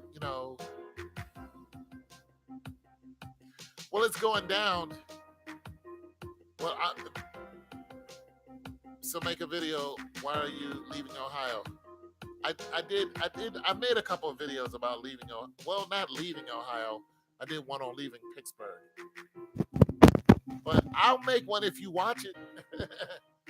I'll make a video on why I'm leaving Ohio. But it's going down because my viewers are going down. But YouTube, okay, so my channel went like this when I start talking about sports. But it's only seasonal. So when football or basketball's over, it drops. Then my Wide Left Atlanta video caught on and it went like this. Then it went, and then now it's doing this and it's just working its way down like that. So, right now, about 1,000 people hit my channel a day. 2 weeks ago, it was 8,000 people a day.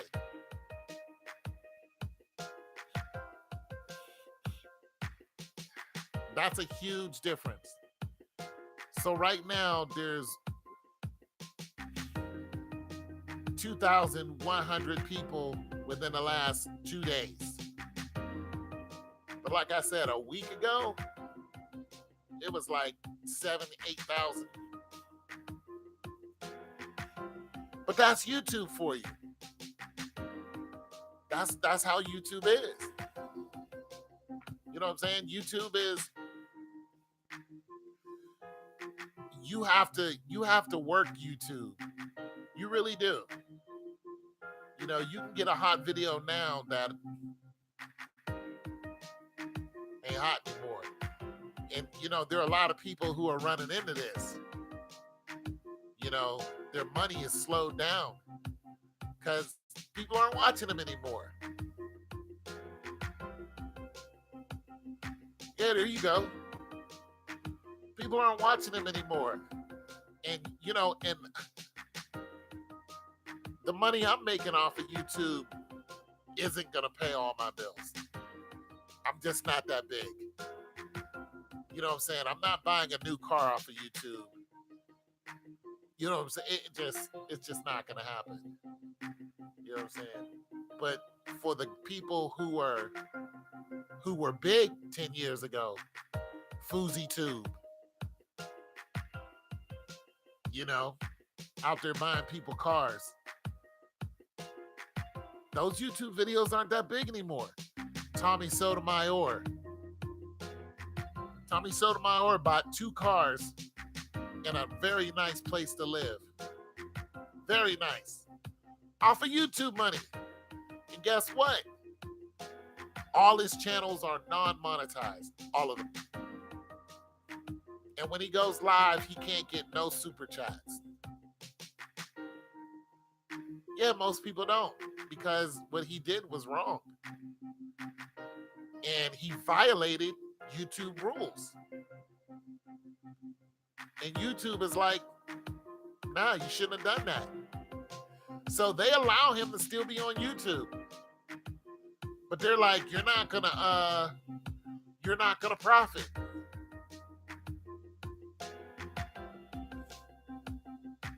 because he openly admitted that he scammed people out of money. On YouTube, he openly admitted he did this.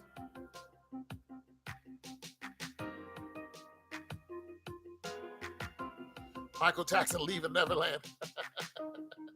I don't know a lot about that. I talked about Michael Jackson though before. I don't know nothing about him leaving it.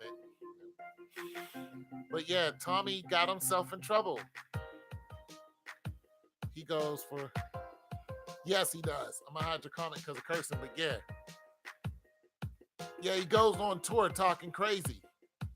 He got punched in the face because of it.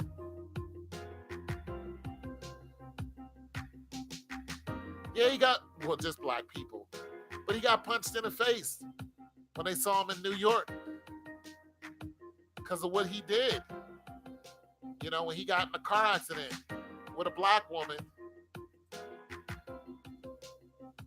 He got in a car accident with a black woman and he videotaped it, calling her all kind of names.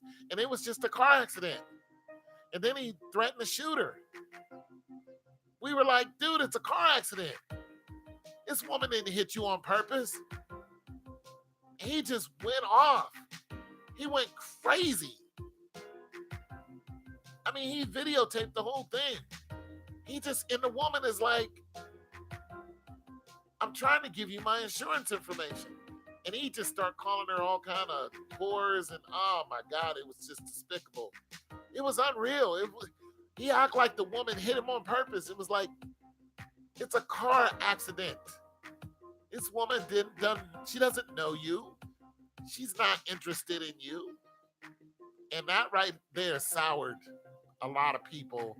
And that's why he got punched in the face. And he deserved it because that made no sense. You give your insurance information, which is what she approached him to do. Yeah, he's got some problems. No, I don't like Donald Trump.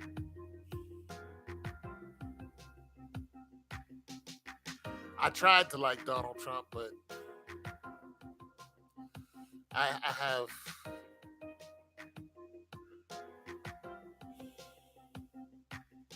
I tried to like Donald Trump. I'm not one of those people who didn't give it a shot. I gave it a shot, but I couldn't get past what he was saying about other countries that were full of black people. I couldn't get past it. I can't get past some of the, his message. I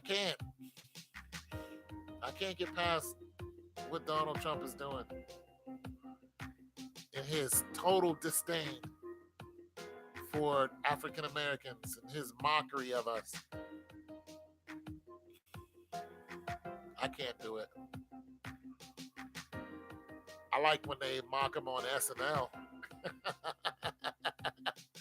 I think it's hilarious. You know what? I tried to find some good in Donald. And not in his personality, because I'm just not going to be a Donald Trump fan. But in what he's actually doing for America. I don't believe shutting down the government to build a wall was a smart idea. There's a wall already there, and he admitted openly that the wall is not going to hold back immigrants. He admitted it. He was like, they can just climb over it. You know what I'm saying? So, and I don't believe in shutting down the government and then asking the workers to come back to work without getting paid. And then saying you're not going to get any back pay. I'm not for that. I'm not for people working for free, involuntarily. You know what that's called? Slavery. I'm not with that. So I wasn't a fan of that last move he just did. If you're gonna who's the GOAT of Atlanta out of all the Atlanta teams? Who's the GOAT? out of all the Atlanta teams, the Hawks, the Falcons, Ryan, no. Matt Ryan, no. Julio Jones, no. It would have to be Deion Sanders. He's the biggest star. No. Okay, yeah. Wait a minute. Oh, hold on.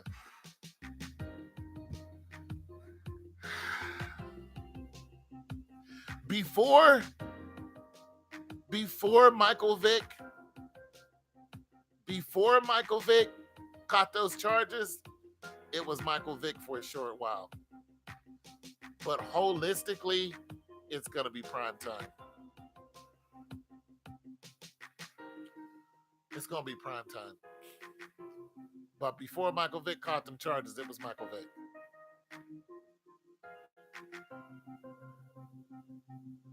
Yeah. I mean, we're talking about out of the Braves, too. Nobody had more of an impact than Michael Vick and Primetime. But see, Primetime stayed positive. That was the whole thing. When Michael Vick went to jail, his credibility went out the window as far as being the GOAT. You know what I'm saying? And then, I mean, there's nobody on the Hawks that, in history, on the Atlanta Hawks that made you go, yeah, you're carrying the whole city. Yeah. But he played for the Reds. He played for Cincinnati.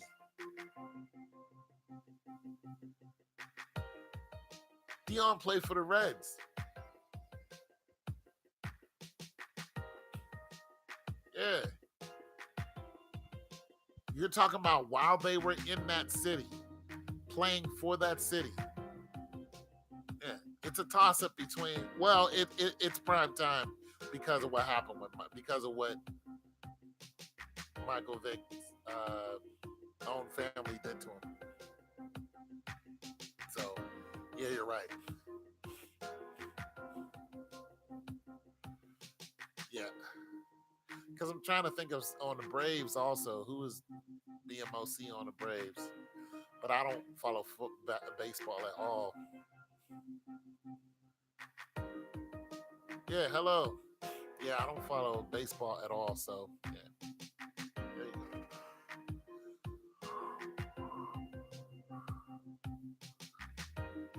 Yeah, that's a good question. The GOAT, though, yeah. That's a real good question. I had to go back in my archives and think.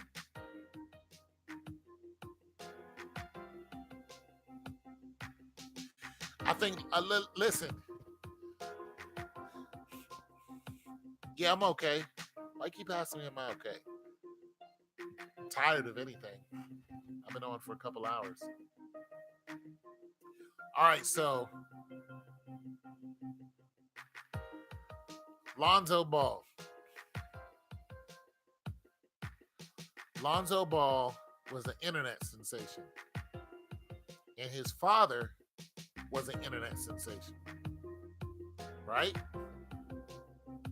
Lonzo Ball did not become famous so much because, love you too, man. Lonzo Ball did not become famous so much because he was a great player. He had that off shot that needed to be fixed. Once he got in the NBA, you know, they became famous because their father was a loudmouth. That's it. Once people got tired of that, they start peeling back the oranges just to see what's in the middle. Lonzo Ball is not the greatest player. He got hurt first season. When his team got in a fight, he didn't care. He walked away. Just didn't care. And his apathy spilled over into his personal life.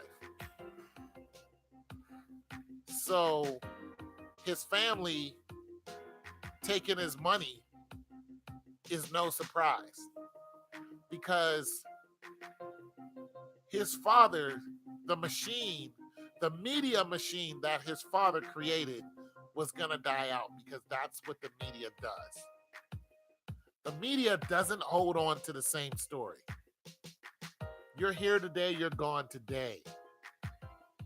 And eventually, once you get overdone, Ricky Martin, nobody wants to hear She Bangs anymore.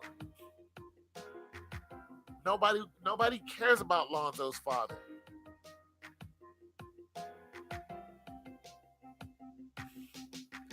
Yeah, but see, everyone's done with that. Jesus Christ, my best friend. Everyone's done with that.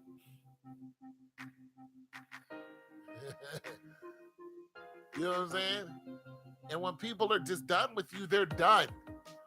There's not going to be a re-emergence of Lonzo Ball's father, because he said the most asinine, crazy things. Like he could beat Jordan one-on-one back in his day. Now you're just talking like you're some kind of quack. You're not talking factual at all. Michael Jordan. See what I mean? So Lonzo Ball's father is more on the crazy side now. So being that they messed up Lonzo's money, that don't surprise me. Did you see the house they were living in? That mansion? Who you think's paying for that? Your shoes cost $500? See you later. Your shoes cost $500? No, we not doing that. Not doing that. You're not doing that.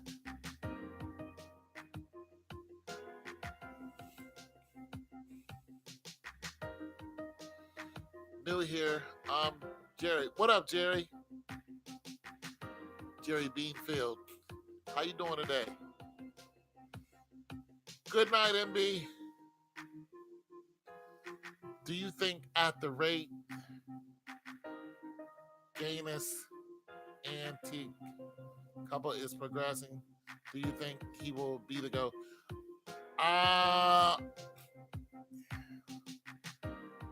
Gaines antique Campio. I don't know. I don't know that player. I'm sorry. Thanks.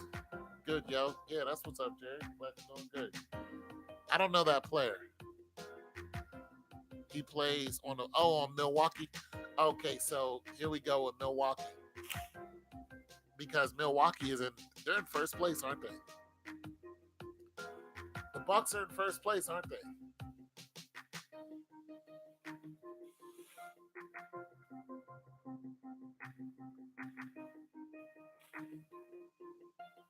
Yeah, the Bucks are in first place. 55 games. I'm going to tell you something.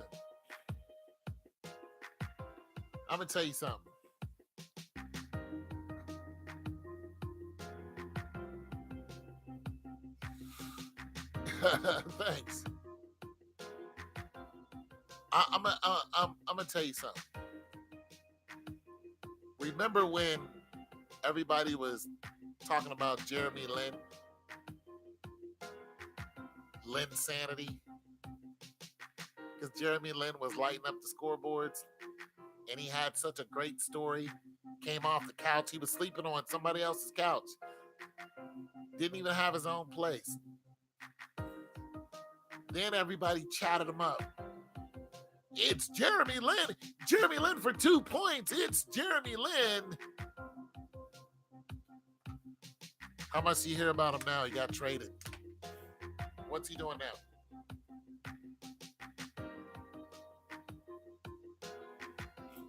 Thanks, bro. Where's Jeremy at now after they traded him?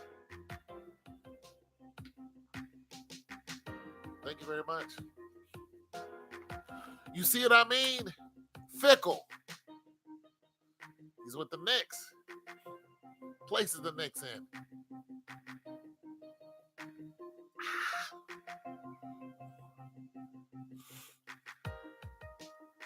Thank you.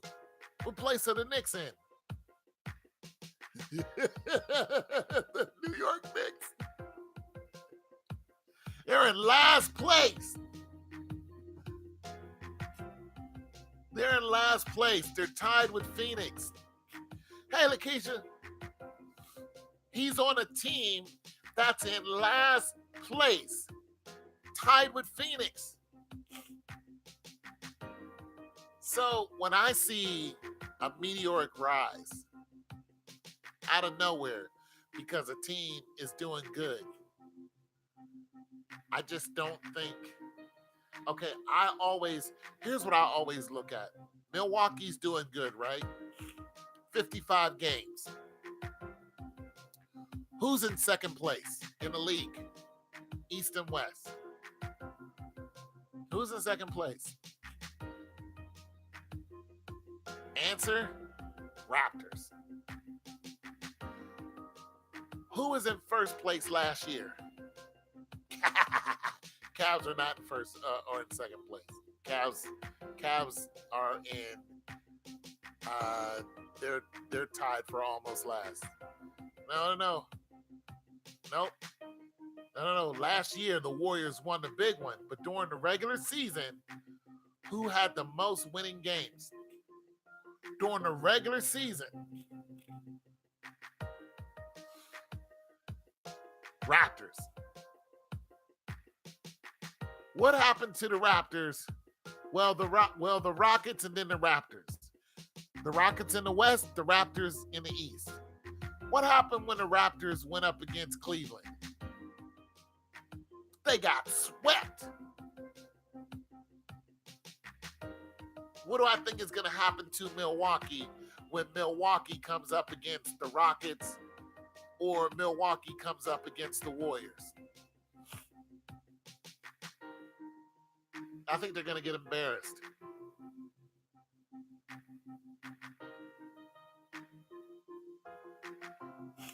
I think they're going to be brought right back down to reality. That's just what I think. Okay, let's put it like this. Who do you want to see in the championship game? What brings the highest ratings? Name two teams right now that will bring the highest ratings. That's in the playoffs, not teams that are, I'm talking about two teams you know that are going to the playoffs. Name the two teams, one East, one West, that'll bring you the highest ratings.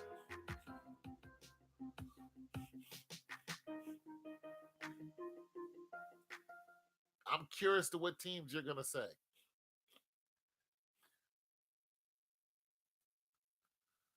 The highest ratings.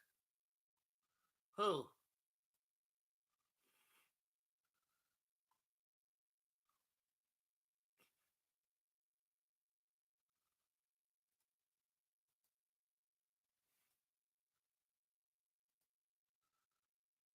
Change my music, you guys. Sorry.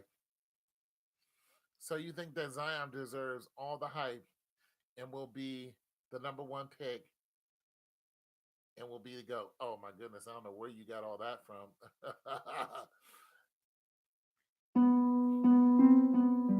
Absolutely not. I think Zion Williams will be the number one pick. I think Duke will win the championship, not unless Syracuse or somebody comes out of nowhere, like Syracuse does. I think they'll win the championship.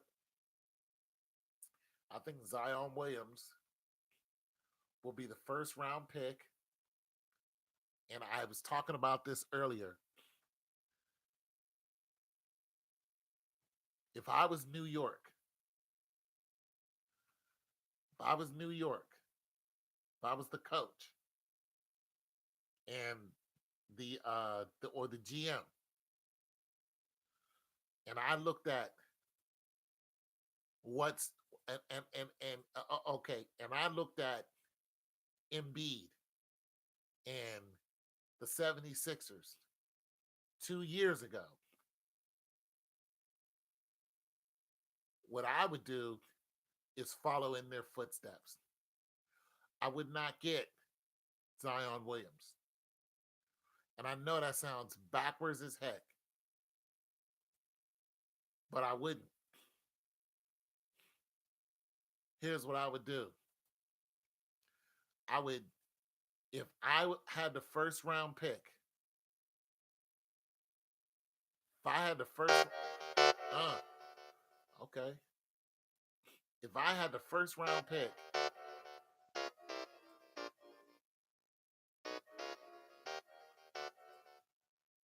here's what I would do. I would bargain. I would bargain. Now you gotta understand the cap space is different. They changed it for new stars coming in. You can't get all that money up front anymore. You can't get all that guaranteed money. Even in football. This is why Russell Wilson had to wait 2 years. He won a Super Bowl and he still couldn't get all that money. 2 years later, $60 million. They don't give you all that money like they did LeBron James and Kobe and all these other players. They stopped that because of the DeMarcus Russell type of players who came and got all that money and blew through it and sucked and left the NFL.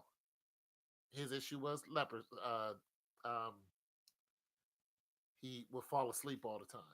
But nonetheless, they took all that money, boom, they're gone. So they stopped. They were like, 2 years, you can get your big money. That's what happened with Lonzo Ball. It's like, we're not giving you all this money yet. So when this Duke superstar Zion Williams comes into the game, he's not going to get a huge paycheck. And what does that do? That clears up your cap space. So just think logically.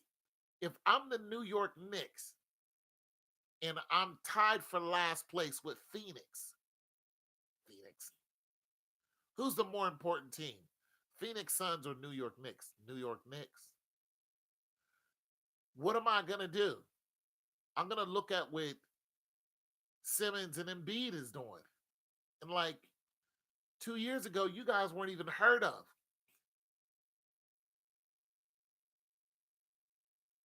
I don't know what that means. You guys weren't even heard of over there in the 76ers. Last time you guys did anything was Dr. J. So what are you going to do? I'll tell you what you're going to do. You're going to say, Zion Williams is first round draft pick. He goes to me. I'm going to trade him. And you're going to trade him with, are you trolling? And you're going to trade him with somebody who can give you 3 decent players that'll get you close to the playoffs next year. It'll get you talked about. So next year, you go from winning 17, 18 games to winning 35 to 40 games because you have a valuable asset. You have that trade, and you have the cap space to pay 3 decent players. I don't think Zion Williams is going to play for the worst teams in the NBA. I think they're going to make a deal with LA. This is what I would do. I'd be looking at LA and going,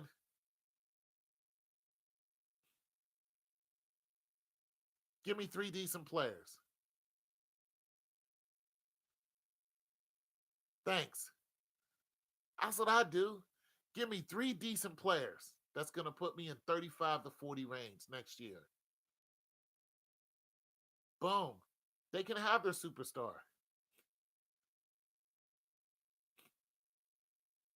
They go ahead and win the championship. LA wins a championship.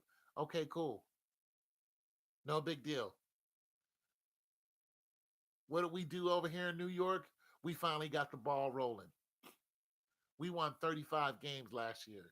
We only won 19 the year before. Then you get yourself somebody who's high-powered the next year.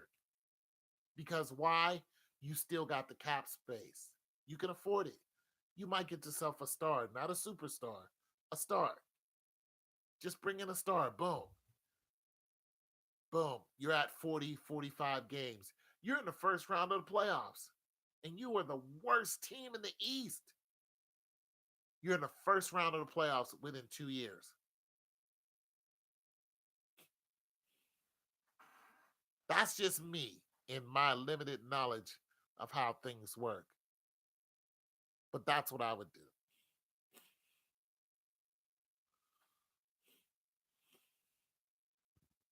That's what I do.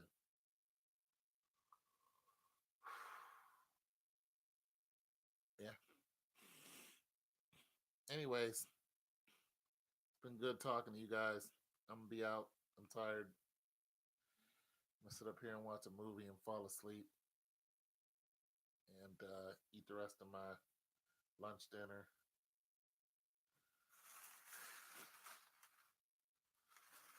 Subway. Thank you guys for stopping by. God loves you, so do I. And I will be live again next Sunday. This is your host, Tone 202, saying good night.